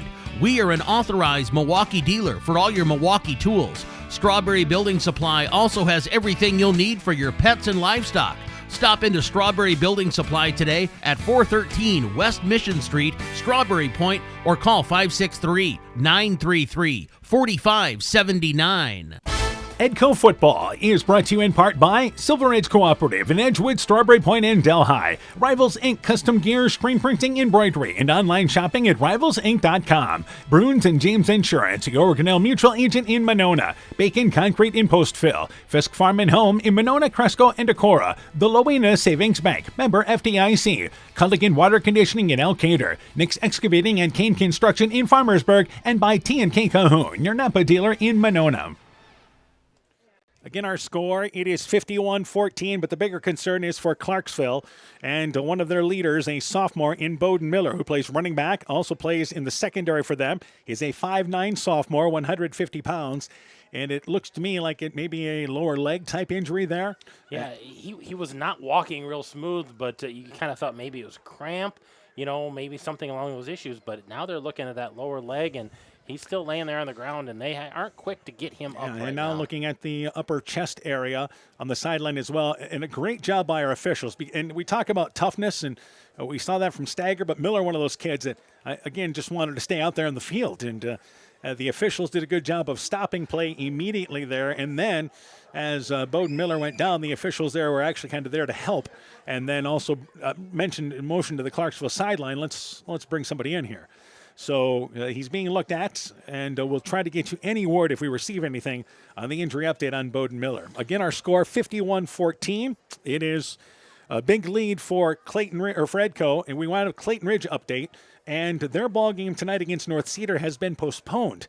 They went through a lightning delay in the first quarter of the ball game, ended up with 3 different lightning delays. Clayton Ridge led North Cedar 7-0 in the first quarter, but being the game's a non-district ball game, they're not going to try to make it up tomorrow. So Clayton Ridge went a long ways to wait things out, and it did not happen. That game is postponed tonight.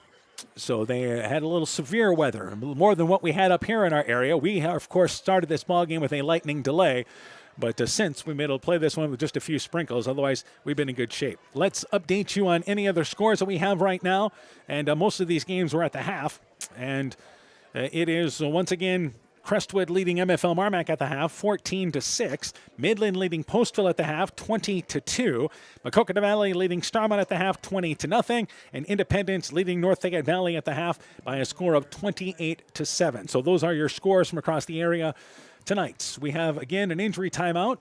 We continue here from Edgewood, from Community Dreams Field. We'll take this break as you're listening to high school football on KCTN, Garnavillo, Elkader, Iowa. Hey, Justin Birdnow here from Birdnow Chevrolet in Monona. I want to take a moment to wish all the local athletes good luck during their game.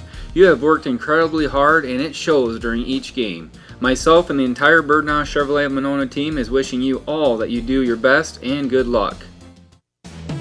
Getting to the age of 55 may have earned you wisdom, but Central State Bank thinks you should get something more, like a checking account that earns you interest.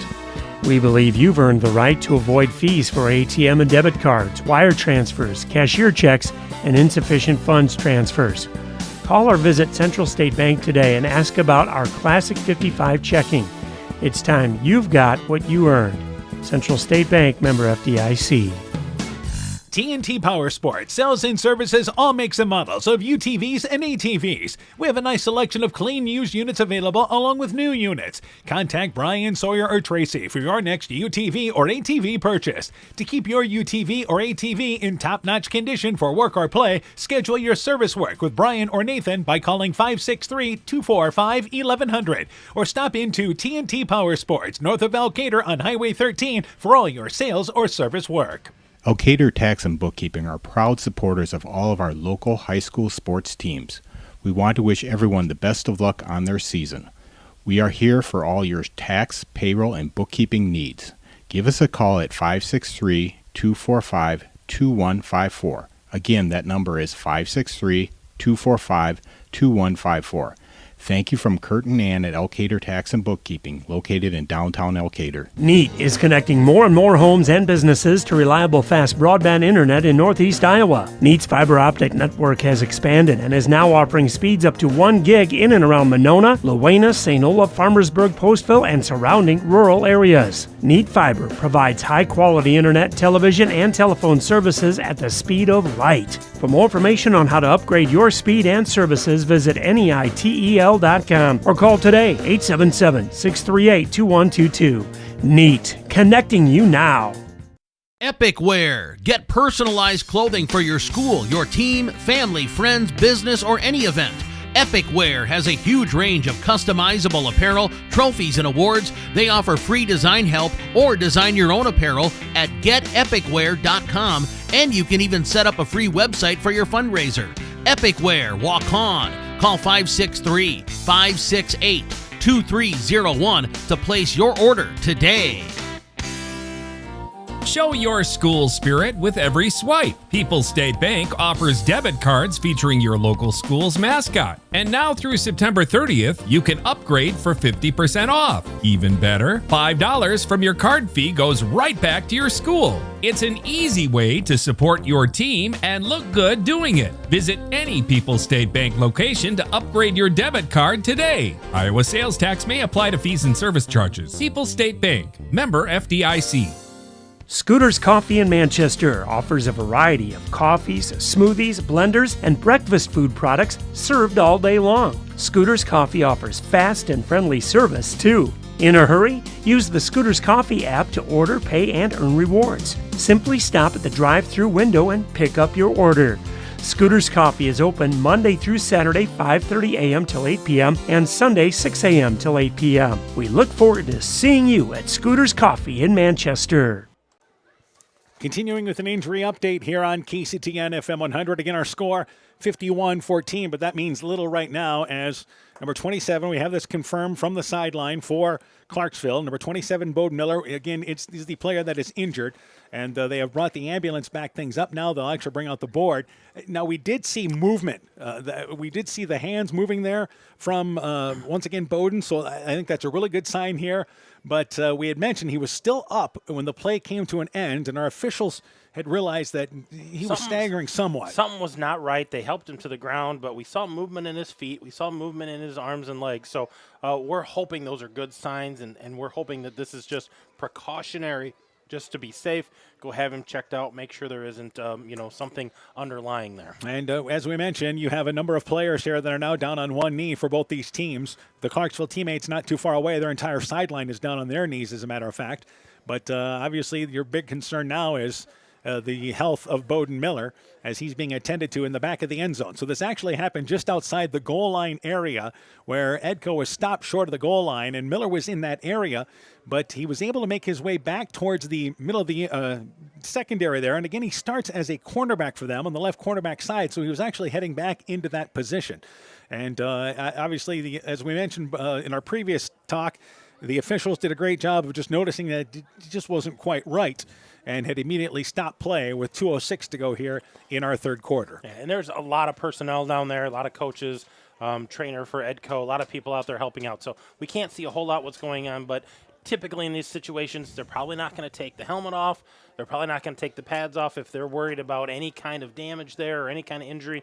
They're just going to put him on that board as is and get him off and have them checked out somewhere else, not out here on a football field. And really, at this point, I think the ball game means very little to either team right now. I mean, the game absolutely. It's Edco in control. Again, you're up by 37 points in this ball game. You're at the 1 yard line, and your concern there is obviously for the health of their running back in Bowden Miller. As we mentioned, Miller having to step into a bigger role this year for Edco, and as far as stat-wise in this ball game tonight, so we'll give you Bode Miller had contributed to them offensively in this ball game tonight. He's one of those kids expected to step, as we mentioned, into a bigger role. He had rushed for only 16 yards a season ago, but had more carry. Actually, had a reception for 16 yards a season ago. He had 5 carries tonight for 12 yards. But he was that sophomore, that second punch to go with Moon that they were trying to develop there. And we saw how tough that was for the Clarksville to get things going in the first half. Miller was part of that, trying to get things going. The other thing is, as part of Clarksville's offense, he's got to block every play because Moon, if he's not running the ball, Miller, it is Moon carrying the ball, and you've got to block for him out of the backfield. Yep, and I see that they've taken the mask off now of that helmet, so they can check things out with him there. They handed that mask off to coach, so definitely a concern here. Like we said, the game is secondary at this point. We want to make sure the safety and health of Miller here, Bowden Miller, is our number one concern. You know, we've been really fortunate because we really haven't seen an injury like this or a stoppage of play like this. It's been a few years, and you know, you take that risk in a ball game that is very physical, and that's what we talked about. We talked about in this ball game which team can control the trenches. Both coaches talked about that. Which team can control the trenches there? The physicality up front in this ball game. So, you know, you're playing a very physical type ball game, and you hate to see any type of an injury, let alone something like this. And we also talked about, you know, in the 8-man game especially, it's a numbers game. You know, when you don't have a lot of guys on the sideline to begin with, losing a guy, you know, and we expect he's probably going to have at least maybe a week off, depending on what this injury is, you know, or longer. You know, you don't have a lot of those guys to step into that role. So they're going to have to make some changes here as well and figure some things out. You know, the other thing is we've made some improvements having sideline help now, having somebody there that can help in a situation like this. Obviously, we've had ambulances through the years, but you have some medical people. We mentioned during the half one of the Edco sideline people working with an official during almost the whole halftime there. So, you know, years ago, we never had anybody like that available on the sidelines. Yeah, the one who acts as a trainer for Edco is actually a chiropractor. Yeah. And so he was working on that official. It looked like he had some soreness in his hip, was jog on the sideline. They'd work on him some more, jog on the sideline, trying to work out those kinks, and he's gutting it out as well out here. But, you know, there's been a lot of scoring, a lot of long plays, so he's been up and down the field tonight as well. So, again, Edco, with this stoppage of play, Clarksville, rather, has moved back. Their players were down at about the 5-yard line. They've actually went back to their sidelines, but both these teams now, as a matter of fact, every player on both teams, on both sidelines, taking a knee right now as they continue to certainly hope for the best for the running back in Bowden Miller, who is playing again in the defensive secondary on both sides of the ball. Let's update you on scores while you have an opportunity. And again, we mentioned Clayton Ridge and North Cedar. That game postponed. Clayton Ridge led North Cedar 7-0. At about 6-minute mark of the first quarter in that ball game, they had a couple of different lightning delays there, and that game is postponed. So we'll see Clayton Ridge next week against MFL Marmac in our week number 2 matchup. Also now Crestwood leading MFL Marmac during the third quarter, 14-6 in that ball game. And it is Independence, which is scored now against North Fayette Valley. We have a couple of more updates coming in very quickly here. It is North Fayette Valley trailing Independence now 34-7. 9 minutes left in the third quarter of that ball game. Another update that just came back to us. It is Midland defeating Postville. This is not a final. This is through the end of the third quarter, 32-2. The score of that ball game, Midland leading there. Also, it is a score, just another pass-along score. Beckman defeating Waterloo Columbus by a final score of 49-6 in a ball game that we had a local official who helps us out throughout the years, updating us on that ball game. So we're glad to pass along that score to you. So I believe that Maquoketa Valley led Starmont at the half 20-0. Yeah, still no updates on that game, but the one that's intriguing there, Midland 8-man team the last couple of years, moving back to 11-man. And having a nice game first time out and back in the 11-man game against Postville. Postville scoring a defensive safety, obviously, to start that game. Did that in the first quarter of that ball game. Meanwhile, you talk about Midland. It is a rarity that we've seen a team go down to the 8-man game because of enrollment, then have to come back up. Well, and it's interesting because last year we went out to Bishop Garrigan, and they had not moved their goalposts in from 100 yards because they said, well, we fluctuate so much, we might end up back at 11-man, so they don't move the one-end goalpost. They just in case they have to use 11-man field again. And because there's more and more teams that are coming down to the 8-man game. I mean, that's what we've seen. We've got 10 districts, and there's going to be a total of the top 3 teams in the district make it. There'll be 2 wildcard teams as well. That'll make up the 32 for the postseason in the 8-man game. So again, our injury timeout continues here. 2:06 left in the third quarter. Once again, our score 51-14. Edco in the lead. We'll be back with more after this. And again, if we receive any word from the sideline, we'll let you know as you're listening to high school football here on KCTN. Life's better when you're under our roof because our agents can help you choose insurance to help protect what matters most. Life insurance from American Family Life Insurance Company can help financially protect your loved ones by replacing a portion of your income if you were to pass away. That means your family could have the help they need to continue to pursue their dreams. Contact Julie Depke, agent at 205 South Main Street in Elkader today. Products not available in all states. American Family Life Insurance Company, 6000 American Parkway, Madison, Wisconsin. Northern Country Co-op and Viafield are now Nexus Cooperative, your full-service ag partner supplying all your agronomy, energy, feed, grain, and lumber needs. Our highly knowledgeable and experienced team utilizes the latest technology in feed manufacturing, agronomy services, precision ag, plant and animal nutrition, energy products, and grain marketing to keep our customers ahead of the rest. Stop in today at any of our 26 locations across northern Iowa and southern Minnesota, or visit us online at nexus.coop. It's back to school time and the fall sports season is underway. Hi, this is Dr. Jessica Wilkie of Family Dentistry Associates of Monona. We have lots to celebrate over here with the excitement of back to school and the recent wedding of our doctors Chase and Daphne Bruner. Dr. Mark Foley and myself would like to extend them congratulations and wish all our area students and athletes good luck this fall. We welcome new patients and look forward to seeing you at your next dental appointment. Stronger, farther, faster. It all starts with good nutrition. Clayton County Farm Bureau is proud of our livestock farmers who provide high-quality protein needed to fuel our young athletes. The ultimate pre- and post-game fuel-up can be found in meat and dairy foods grown right here. Meat and dairy are natural sources of essential vitamins that support health, energy, and performance. We know our student athletes are the real deal, and Iowa's livestock farmers are committed to helping them reach their goals. To learn more, visit realfarmersrealfoodrealmeat.com. When I started out in the car business, my dad gave me some good advice. Hi, it's Forrest Brown with the Brown's family of dealerships. What my dad told me is when you sell someone their first car, you need a good sales department. But if you expect to sell them their second, third, and fourth car, you better have a great service department. Visit any one of the Brown's family of dealerships in Guttenberg, Elkader, West Branch, or Victory Ford in Dyersville and find out why Brown's is your hometown dealer, no matter where your hometown may be. The Woodland Eye Clinic in Elkader and West Union are proud sponsors of high school sports. We are committed to bringing our patients the highest level of total eye care with detailed one-on-one attention. Our offices offer the newest technology and equipment with a professional team of experienced staff that is committed to you. Call us today for your next total eye care appointment. The Woodland Eye Clinic in Elkader and West Union supports all of our local athletes taking the field or court this season. Thinking about a new kitchen? Dreaming of a finished basement? Or is that roof repair way past due? At Freedom Bank, we make it easy to turn your someday into right now with a home equity line of credit. With flexible terms, competitive rates, and quick decisions made right here in Elkader, Monona, Postville, and Waukon. Because when your home works better, life does too. Freedom Bank. We empower success. Member FDIC, Equal Housing Lender.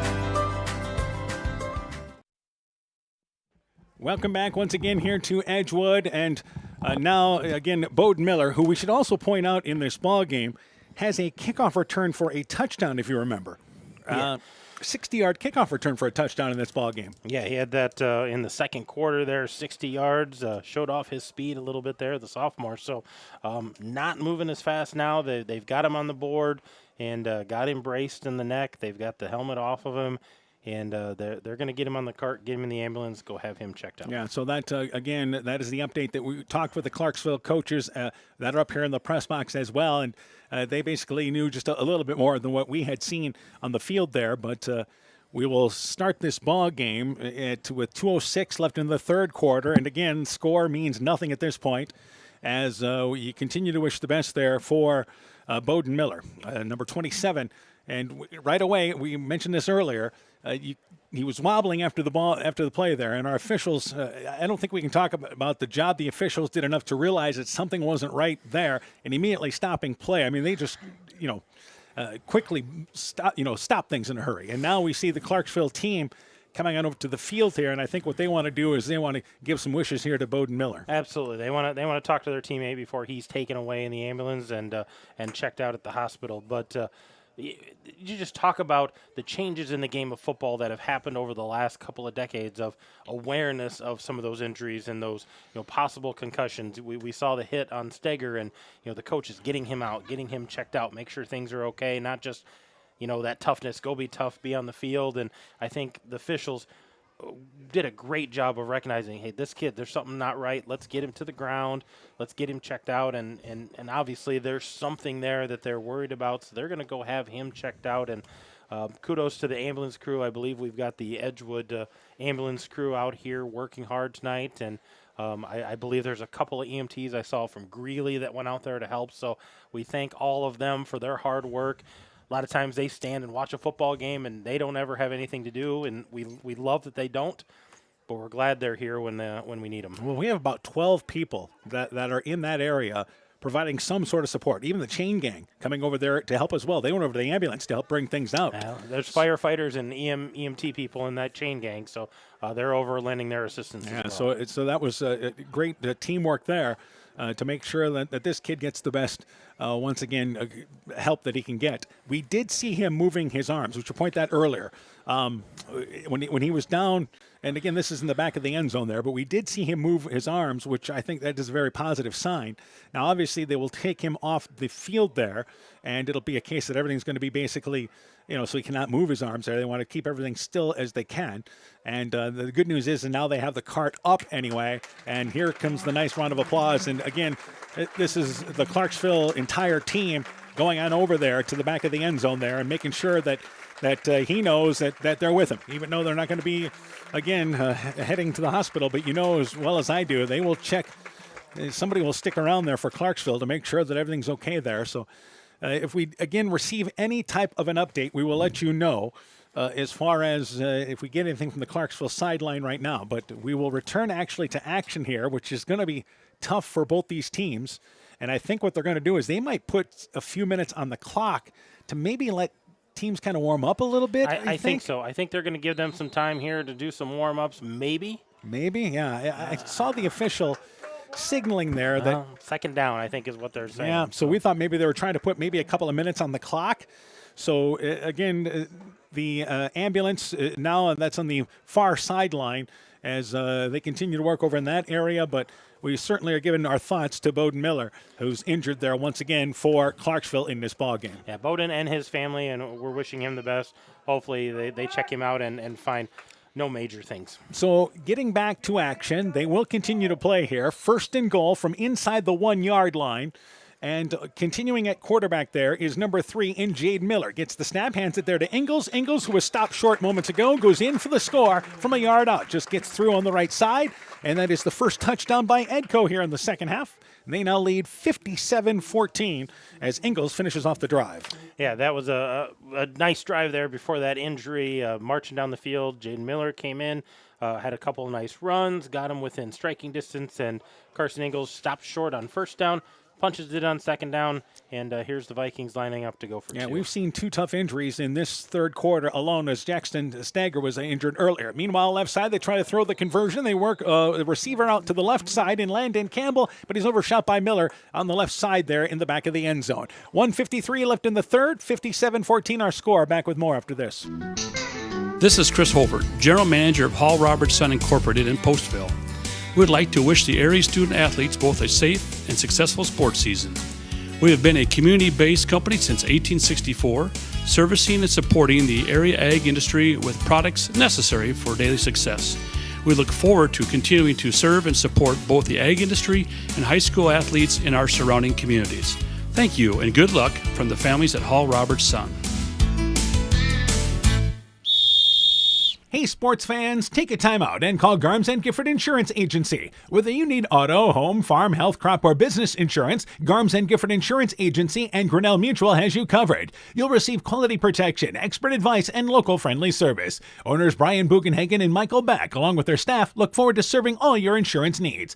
Call them today for a free competitive quote. Garms & Gifford Insurance Agency in Elkader, your trusted choice agency. So we have 1:53 left in the third quarter. 57-14 is our score. And we mentioned Jack Stagger injured in this ball game, so that was a drive that was led by Jaden Miller. Ingles scores on a 1-yard run, but the conversion pass fails. And once again, Edco, which was in command at the half, continues to lead with a score of 57-14. And Jaden Miller actually to launch it away again. We have a number of subs coming into the ball game, which is great to see. The ball goes through the leg of number 2, Jacob Moon, the freshman. He goes back to the goal line after getting the kickoff. He'll bring it out to the 15-yard line, and trying to push him ahead is Landon Enfinson, the junior. He saves some yardage out of that. At least gets out towards the 15-yard line. It ends up being a 13-yard return. First down, 10 yards to go for Clarksville. So some backups there on special teams, but it appears there that actually Moon will continue at the quarterback spot there. And obviously we mentioned Bode Miller is their normal kick returner. And he had a 60-yard kickoff return for a touchdown earlier, but the young freshman Jacob Moon, a 5'6", 135-pound freshman, got his first opportunity to touch the ball in a varsity ball game. Well, and this is going to be Clarksville's second possession. Both teams have had one offensive possession with that continuous clock. Started with the moving clock there in the second quarter. They run the football. Moon does left side, and Moon gets across the 15-yard line, maybe the 17-yard line, picks up 2 yards. So Edco continues with their starters in for right now.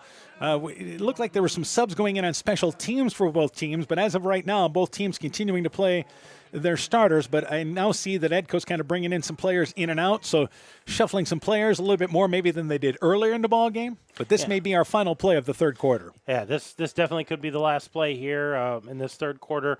Obviously, we had that long delay with the injuries, so both teams get to that fourth quarter, regroup here, and we'll see what happens here in the fourth. So on second down, 7 yards to go, snap back, and the ball actually snaps short, and falling on it is Edco. The Vikings, again, a misjudged snap that time. I don't know if the ball even got close to Moon. It may have hit underneath the center, and it's picked up at the 16-yard line by the Vikings. Who got that? Was that landing? Is that number 14? That looked like Mac Parenjacket. I'm not sure if he got it, but somebody got it underneath there, and I don't think that play ever developed at all for the Indians. So the clock stops with a change of possession. And again, Lang is checking out of the ball game now. Let's see if they're trying to bring in some guys to the ball game. And Parenjacket comes in. They'll start here and now play with 19 seconds to go. Number 63 coming into the ball game. We're going to try our best to keep track of who's into the ball game. That's Carter Bailey. Yeah, Bailey's a sophomore, 5'10", 245 pounds. Also in there as a receiver is Zeke Parenjacket. So first down, 10 yards to go. Miller has the snap go through his hands, bounces right back to him, but he's running back at the 25-yard line, and he's going to be taken down for a loss at the 24-yard line. They lose a good chunk of yardage. He saved the best he could, 7 or 8 yards, and it's going to be second down, 16 yards to go. Anyway, our third quarter comes to an end. We go to the fourth. Only thing left to decide the final score. It's 57-14. Again, Edco in the lead. Looking for the best suppressors with seamless service? Interested in helping protect your hearing or have questions on the NFA process? Head to Stronghold Corp, your one-stop shop for premium suppressors and unbeatable expertise. Whether you're a seasoned shooter or first-time buyer, we can get the best brands and latest models to fit your needs. Enjoy hassle-free eForms electronic fingerprint processing with our state-of-the-art Cerberus live scan system. Contact us today by heading to stronghold-corp.com for more information. Stronghold Corp, where silence meets precision. Edco Football is brought to you in part by Farmers Savings Bank of Colesburg, Elkport Garber, Strawberry Point, Arlington, Elgin, and Wadena. Member FDIC. Clayton County Recycling in Monona. Myers Auto Service in Monona. TJ's Pizza in Monona and Claremont. LTI & Sons Water Conditioning, your Connecticut dealer in Postville. Meyer Collision and Service Center in Gothenburg and Elkader. Dean Family Chiropractic in Claremont. Thompson Construction and Monona Overhead Door. Growl Logs and Lumber in Elkader. Timber is a crop. Harvest wisely, and by St. Olaf Ag Sales and Service. Welcome to the fourth quarter. Again, our score, it is 57-14, and it is second down, 16 yards to go for the Vikings. I see that now Carter Ingalls out of the ball game on the sideline for the Vikings, and at the 21-yard line, there's the ball is spotted. Jaden Miller continues at the quarterback spot. And Miller is going to run it left side, looking to throw the football. Throws it short, but in and out of the hands of number 6, Cooper Brown. We mentioned that Zeke Parenjacket was in earlier. That's not the case. He's been dealing with an injury. Cooper Brown is into the ball game. Pass goes in and out of his hands. 6-foot junior, 160 pounds. It is third down and 16 yards to go. And it looks like the running back now behind mate Jaden Miller is Carter Knipper, number 16. And we'll try to let you know how many players we've got coming into the ball game. And clock will move inside 11 and a half left in our fourth quarter. We'll pass along another score. Independence leads North Fayette Valley now 34-14.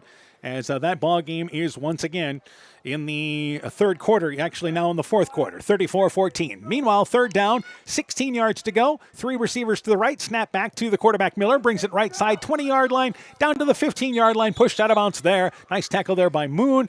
And he gets back to about the original line of scrimmage, maybe ahead a yard, and it's going to be fourth down now for the Vikings. And definitely in 4-down territory here, so they're going to go for this probably fourth and about 11 yards, 10 yards to go here, so manageable for the Vikings.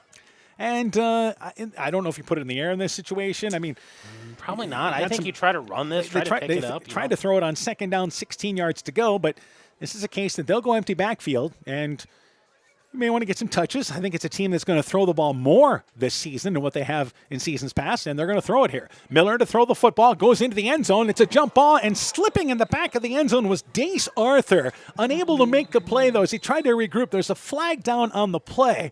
He was open in the middle of the field, but we mentioned the slick field. Yeah. He just ran into a bad spot. Yeah, he got into the middle of the field and tried to turn and plant for that, and his feet just went out from under him. And that would have been a chance there for Dace Arthur to have a reception in the ball game. He's a sophomore, 5'11", 160 pounds. The penalties against Edco, It was an ineligible receiver downfield, and I believe if you're Clarksville, decline this, you get the ball. There's no reason to actually take this penalty here. No, absolutely not. And they're going to mark it off.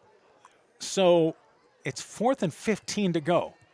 Am I missing something I here? don't understand this at all, but they said ineligible receiver downfield. I don't know why Clarksville wouldn't just deny this and take the ball. So 4th down, 15 yards to go, and Clarksville's coach has this question. He's like, we're going to decline this. If this is 4th down, that was an incomplete pass, we'll decline the penalty, and we'll take over on downs. And now the official having a conversation with Coach, once again, Bolin. And now I think they're going to give him the ball here. Yeah, I don't understand why they would take that penalty at all. There we go. The only thing I can think of is if you would have started backwards, if you're the officials, that's one that maybe you got to double check on. You're like, are you sure you really want to do this? Take this, or do you want to just take the ball? You want to give them another shot at it, or do you want the ball? That's a pretty easy decision to make there. So, yes, they decline the penalty. And it's 1st and 10 for Clarksville at their own 16-yard line. As we are 9:45 here, and we're inside that left in our football game. The clock, the good news is, has continued to move right now. You want to talk about the offense for the Edco Vikings. They had that fumble in the first quarter. This turnover on downs was their first stop offensively that they weren't able to convert. All right, we see some different players, and Moon does continue at quarterback for Clarksville. First down, 10 yards to go, but they're going to run it with number 8, and that is Noah Moon, a sophomore, 5'11", 155 pounds, goes right side, and he's going to be stopped short. He went around right end to try to get back to the line of scrimmage, did not. Making the play is number 7, Dace Arthur for the Vikings, and it's 2nd down, 11 yards to go. We'll try to, again, check many of these names.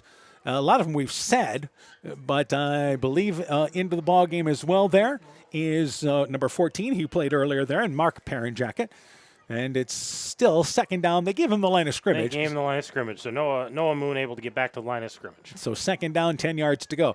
Vikings, it's a great situation to have, playing everybody on your season opener. 2nd down, 10 yards to go. They snap it back to Moon is out of the ball game now. In at quarterback is number 3, Maddox Morrison. Throws it down the middle of the field. He has 2 receivers, but 3 Edco defenders. They're all overshot, incomplete. I believe he was looking for Landon Infinson in the middle of the field, incomplete. It'll be 3rd down and 10 yards to go. So, again, Nathan Moon, who is the leading rusher back from a season ago, did not have the type of game that he's certainly capable of, but it has been, credit goes to Edco tonight and the job they did limiting Clarksville in this ball game. People are going to see the score and talk about the offense, but the defense was so stingy tonight for the Vikings, and it starts with those guys up front on the defensive line. Yeah, that was the question. How would Edco be this year?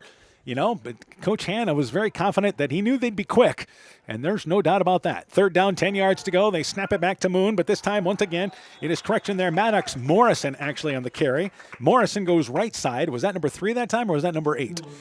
Either way, it's a couple of yards. I believe that was number 3. All right, third down, 7 yards to go. It is Maddox Morrison, who's a sophomore, 5'6", 145 pounds. So the good news is for the Indians, getting some kids into the ball game as well. We mentioned schedule-wise, Clarksville goes to GMG next week. Edco goes to Springville on a road test.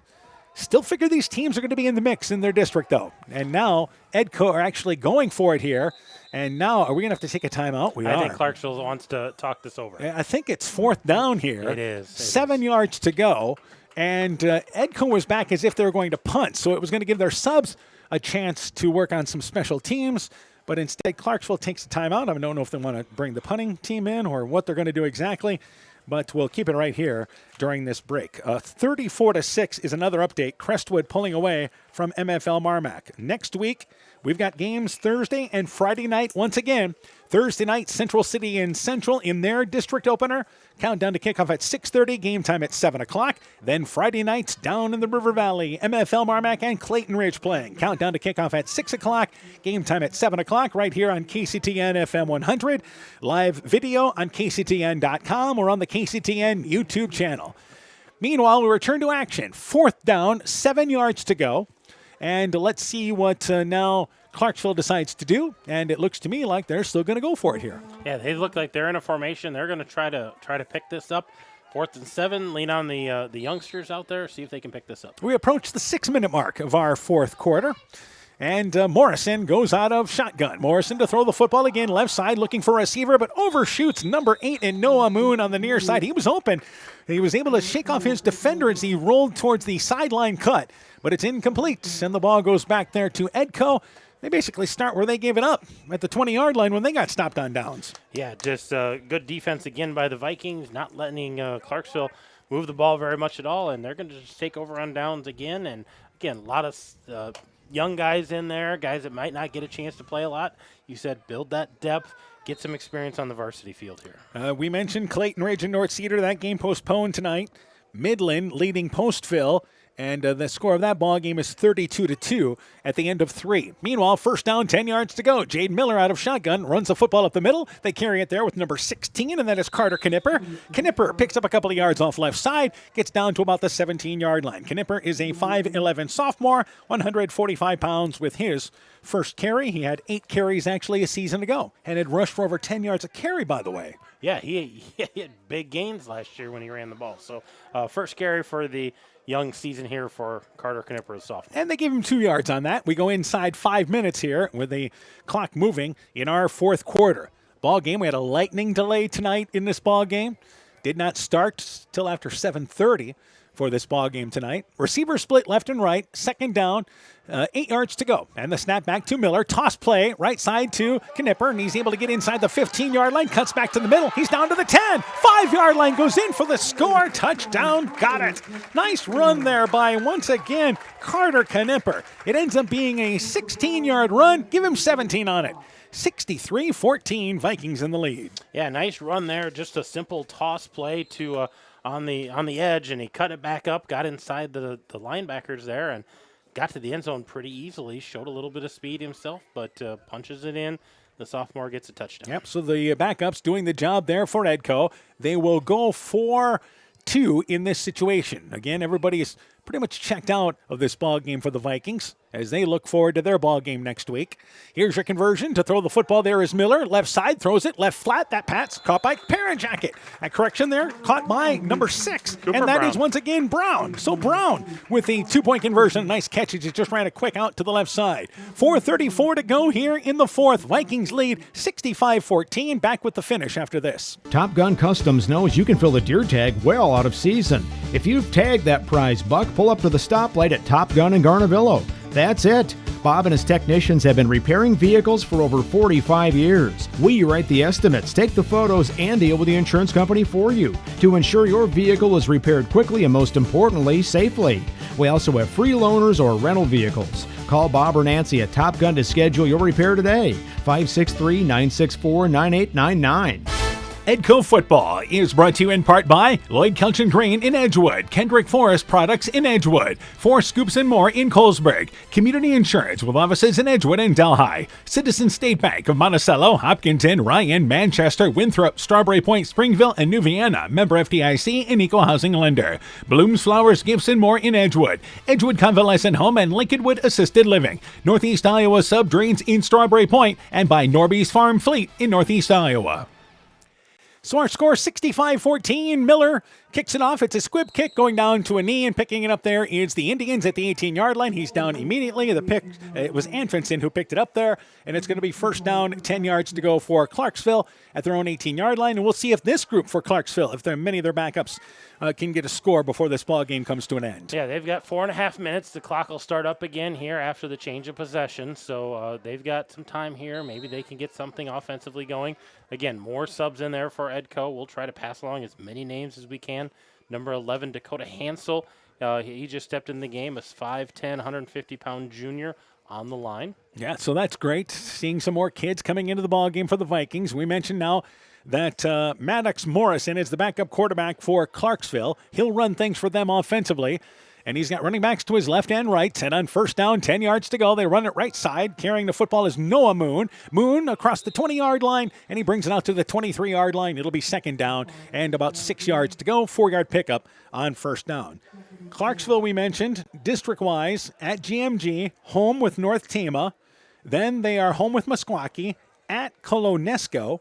They have Belle Plaine in a non-district game they'll have to play. Then at Gladbrook Rhinebeck and home versus Collins Maxwell. Yeah, that's a couple tough games there to end the season. So second down in this situation, 6 yards to go from their own 33-yard line is where they have it, 23-yard line actually. And they run it left side. Once again, it is Moon. And Noah Moon, a couple of yards across the 25-yard line, 28-yard line. It'll be third down and short. For Edco schedule-wise, at Springville, home with Keyhigh. They actually play at Turkey Valley, which is their non-district ball game, their second non-district game. By the way, they gave them enough for first down on that by Noah Moon. Then they are home with Central City, at Easton Valley, at Calamus-Wheatland, then home with Central in week number 8. That is a ball game that we have scheduled, at least tentatively right now, for the final week of the regular season. But our schedule can change. And next week, we mentioned games on Thursday and Friday nights. We are approaching 3 minutes in our fourth quarter. First down, 10 yards to go for Clarksville. At their own 28-yard line, they run the football again left side. Carrying it is number 21, and that is Baden Klinghammer, a freshman, 5'9", 150 pounds. And he gets out to about the 32-yard line, picks up 4 yards on first down. And I believe we have passed along at least all of the offensive players for both these teams that are contributing in this ball game. And subs finishing things through, number 38 for Edco. Do we have a number 38 on our roster? I don't have a 38. Nope. And nope, they don't. So it's number 36, perhaps. Maybe it's number 30. That'd be Kinnick Mott. All right, yep. All right, running the football. They bring it up the middle, carrying the football hard. There is Klinghammer. Hit as he goes across the 35-yard line out to the 37-yard line. 2.5 and counting. I believe you're right. That's number 30 into the ball game. Is it me just getting old, or do those numbers look really hard? No, the numbers, especially those 8s and 3s and 6s and 5s, they all kind of look the same. And number 9 coming into the ball game now to add to the mix. And that will be Tucker Balsinger, who is a junior, 5'10", 175-pounder. Third down, 2 yards to go in this situation. And they run it back with the quarterback, Morrison. Morrison goes right side, and he's to midfield. First down yardage. Clock continues to move inside. 2 minutes left in our ball game. Coming up, we'll try to update you on scores. As a matter of fact, as we say that, we've got another score. Independence leads North Thicket Valley 40-14 with 5:49 left here in the fourth quarter of that ball game. And we've got a final from Starmont, the final score there. MV victorious 33-0. So Maquoketa Valley over Starmont, 33-0. First down, 10 yards to go. We're inside 90 seconds left here in the fourth quarter. Game trying to come to an end. Morrison gets the snap, looking to throw the football. Right side, they pump fake it. He's now running, pressured in the backfield. Hesitates, but he's going to be wrapped up for a loss at the 45-yard line. Number 5 there for the Vikings. Connor Balls Also there as well was Knipper. It's a loss of what ends up being closer to 10 yards, back to the 35-yard line. First sack there for this group. Yeah, that was a nice pursuit there. Connor Balls got to him first, and then Dakota Hansel, number 11, got in there to finish him off. And I think it was Knipper who got up the field and forced that action to the outside. So this will be a long situation, 45 seconds and counting in our fourth quarter. Second down, and again, it is now a total of 15 yards to go. So actually only lost 5 on that play. They run it back with Morrison. Morrison runs into the heart of the Edco defense. He'll get a couple of yards. What should be our final snap at the 38-yard line, but they may decide to get one more play in. Clarksville might try to get one more play here, or they could just call this because time is going to run out. Looks like they're going to huddle. I don't know if they're going to come out of the huddle or not. And not taking any timeouts here. No reason to at this point. At their own 38-yard line, they may just try to get the last playoff if they can. They continue to bring in players as well. Draven Capper, a sophomore into the ball game, 5'10", 190-pound junior. Yeah, they're hustling up to the line of scrimmage, see if they get this final playoff. And they do not. But they're going to let it go through anyway. Morrison to throw the football. Rolls out to the right. He's going to throw a prayer to the end zone, but it's well short of the 20-yard line. Sails out of bounds. Please, no flag. There is no flag, and the game comes to an end. It started on the opening kickoff for the Vikings. What a dominant performance in week number 1. They roll to a 65-14 victory over Clarksville. With the win, Edco 1-0. Clarksville starts the season 0-1. A break, game stats, coaching interviews. Your postgame show is coming up. You're listening to high school football from KCTN Sports. Inspiring changes to a happier, healthier you is what we do at Clayton Drug. We are committed to helping you achieve the highest quality of life possible. We are a full-service pharmacy offering services such as med packing to your home or mail delivery and online prescription refill. We also offer a cash pricing program on name brand and generic prescriptions. Call 563-245-2530 to find out more. Clayton Drug, connecting the communities of Elkader, Strawberry Point, and Sumner to service all in between. Hi, this is Cody from Torkelson Motors in Elgin and Walk-On. At Torkelson Motors, we believe that student involvement in activities is a great way to help grow our communities, and we are proud to help sponsor this game for your enjoyment. We've been serving Northeast Iowa since 1926 and appreciate the business that our customers have given us and the support they provide to our area schools and communities. So the next time you are in need of a new or used vehicle or a repair, stop into Torkelson Motors. We've been selling cars the old-fashioned way with a friendly smile and a handshake right here next door in Elgin and Walk-On. Being good at life means getting your finances together so you can focus on the moments that matter most. With over 175 years of expertise, New York Life Insurance Company provides you with benefits you can enjoy while you're, living. So give your local agents, Andrew Reimer or Troy Springer in Guttenberg, a call. You can reach Andy or Troy at 563-252-2471. That's 563-252-2471. They can help you and your family be good at life. During spring and summer, severe weather can strike in a hurry. If you see a power line on the ground, stay away, keep others away, and call your electric utility. If there's a downed power line due to an accident, stay inside your vehicle until the utility arrives and de-energizes the line. Learn what to do if you see a downed power line. Doing the right thing could save your life. Alameda Clayton Electric Cooperative, your Touchstone Energy Cooperative. When making up a to-do list, don't forget to include servicing your car at Edie's AC Delco Service Center in Garnavillo. Your car should have the best care, and Edie's will make sure of it. Stop in or call 964-2186 to make an appointment. Tires worn out? Well, Edie's can replace them. Need a tow? Call Edie's at 964-2186. Kay, Lynn, and Todd invite you to stop by and fill your car's tank with fuel at Edie's AC Delco Service Center in Garnavillo. Edie's open 7 a.m. Mondays through Saturdays. Alpine Communications believes connected communities become thriving communities. We are the local telephone company that became a 21st century communications provider. Alpine provides internet, television, cellular security, and telephone too. We promise personal, timely, reliable service from people who live here. When you choose us, we all thrive. Connect with Alpine Communications today. Click alpinecom.net or call 563-245-4000.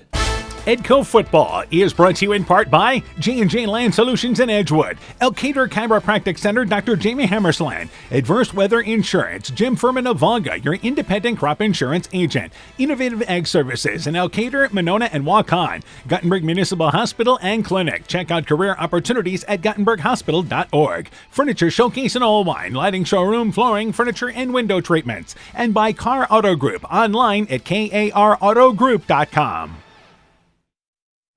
Welcome back once again to Edgewood. Edco, impressive performance tonight by a final score of 65-14. We're joined by their head football coach, Alex Hanna. Coach, first off, congratulations. Victory number 1 as a head coach. Thanks, Dan. Appreciate it. I'm winded from running up the stairs. That's all right. We appreciate you coming up. It's been a late night. Let's talk about, first off, the start of the ball game. What a way to start. Christopher Lang with that touchdown return. Yeah, we kind of know that we're pretty darn quick, and we're pretty nasty in the open field. So anytime when a team doesn't close out and doesn't really close space on us, we're going to be pretty dangerous. So great start, absolutely, but we expected to see success in the open field. And the big thing is, obviously, you're trying to get the ball to your receivers in space, and Jack Stagger stepping up, hitting a couple of long touchdowns there, but I think you really like how he directed the passing game tonight. Yeah, for his first start at quarterback, man, talk about calm, cool, collected.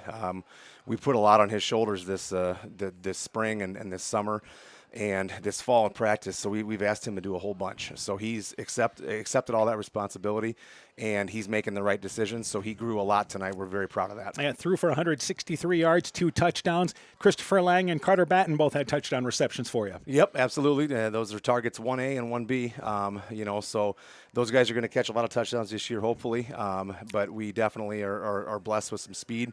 And, I thought our line was a pleasant surprise. They really held up well against some boys that were a heck of a lot bigger than us. Yeah, Stagger rushed for 121 yards. You talked about your offensive line, but let's switch sides. Defensive line, I think you're really pleased. I mean, it's a lot of those kids the same way, but Yep. Defensive up front, really controlling the trenches. Yeah, for sure. We emphasized this week. We had 2 or 3 keys that we saw in their offense, and those boys really played to the keys. I thought that the D line got the stalemates that we needed them to do. I thought Billy Hoffman played really well, both at nose tackle and defensive end. But our linebackers, man, they were just downhill. And watching film, there's going to be a lot of guys giving a lot of blood under the pile that aren't going to get the tackle credit, but are going to pick up things that'll make us good defensively. Oh, the other thing is, obviously, pretty much of a clean ball game. I think you're really pleased with that. Not a lot of penalties in this ball game, especially for the season opener. Yeah. We didn't jump offside. We jumped offsides once, maybe, I think. We had 1 penalty like that. We had 1 holding, maybe. But really, we didn't beat ourselves with stupid penalties. We had a turnover. What, 1 turnover, Dan? Yes. We had 1 turnover, yep, which not acceptable. We don't want to turn the ball over ever. But I was very happy with how we executed on both sides. All right. Now you start district play next week. You go to Springville. Know anything about them? Yeah. I mean, the thing about Springville is those kids at Springville have taken their lumps. They started 2 years ago, all sophomores, mostly sophomores starting. And now those kids are seniors. They've been through the fire. They know what it takes to win. Coach Martin's a good coach, a friend of mine.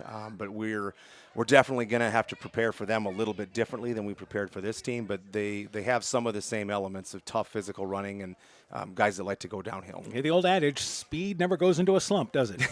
Yeah, speed kills. And I think we showed that tonight. But we just need to keep taking it one game at a time, as the old coach adage goes. So. All right, Coach. We'll talk to you next week in the ball game and our countdown show. We'll certainly catch up with you guys. All right. Thanks, Dan. Yes, Edco football coach Alex Hanna on his Viking program. They win tonight 65-14. Quick break. When we return, we'll be back with the game stats. We're joined by Coach Hammond when our postgame show continues after this.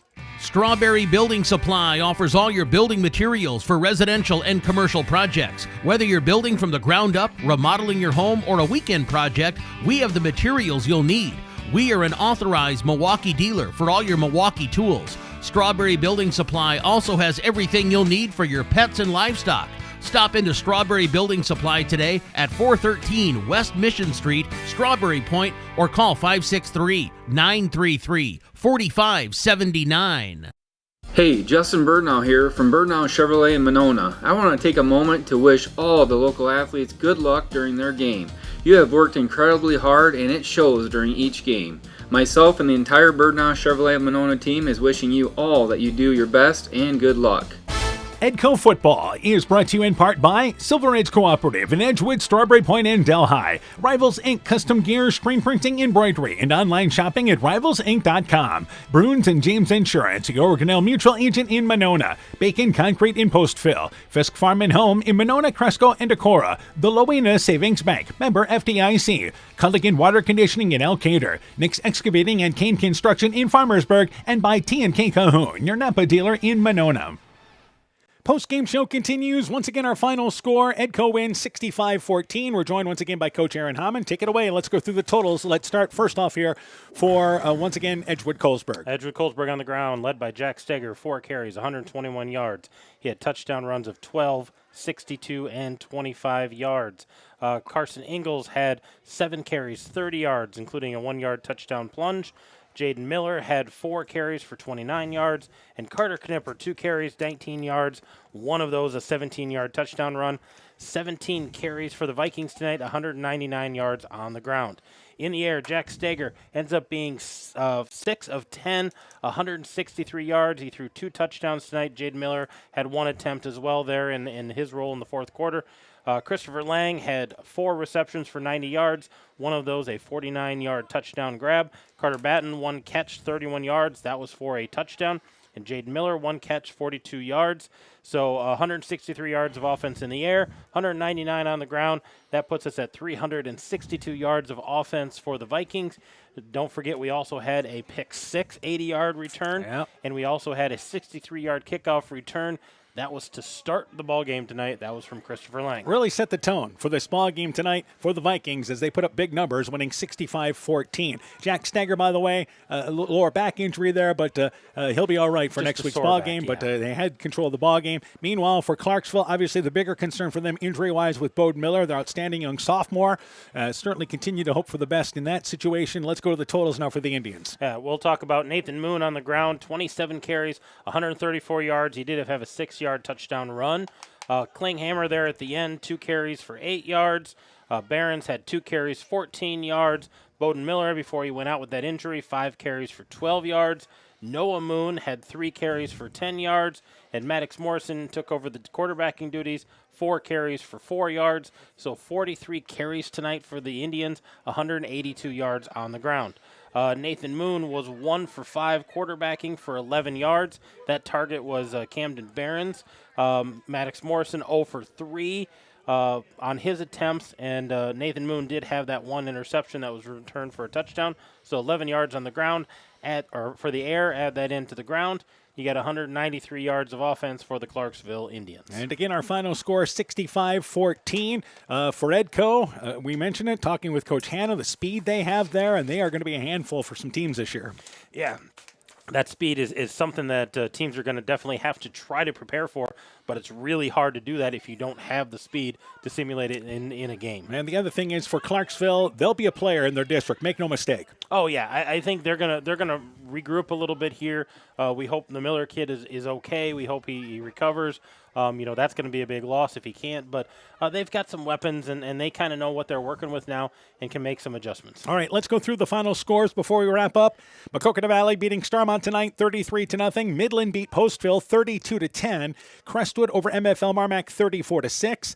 North Fayette Valley trailing at Independence. They're still in the fourth quarter. Independence leads 40-14. And again, Clayton Ridge is actually credited with the victory tonight at North Cedar. They led 7-0 midway through the opening quarter. That game ended up being canceled after that first quarter due to weather situations down there at North Cedar. Thursday nights will be in Elkader, Central City and Central. District opener for both. Edco will have interest in that ball game.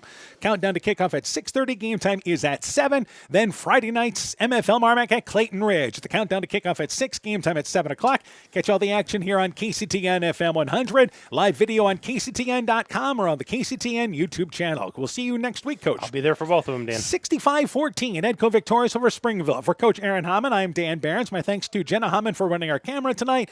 Also thanks to Ty Keenan for running our studio show. For a complete recap of tonight's ball game, highlights, scores, and more, go to KCTN.com, click on the Sports tab. This has been a presentation of KCTN FM 100 Sports.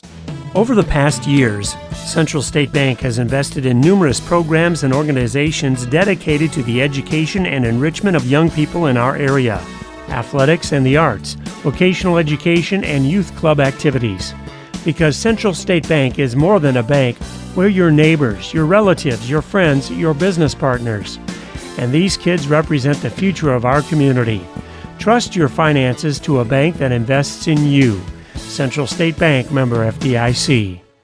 Edco Football is brought to you in part by Farmers Savings Bank of Colesburg, Elkport Garber, Strawberry Point, Arlington, Elgin, and Wadena, member FDIC. Clayton County Recycling in Monona, Myers Auto Service in Monona, TJ's Pizza in Monona and Claremont, LTI & Sons Water Conditioning, your Connecticut dealer in Postville, Meyer Collision and Service Center in Guttenberg and Elkader, Dean Family Chiropractic in Claremont, Thompson Construction and Monona Overhead Door, Growl Logs and Lumber in Elkader, Timber is a Crop, Harvest Wisely, and by St. Olaf Ag Sales and Service.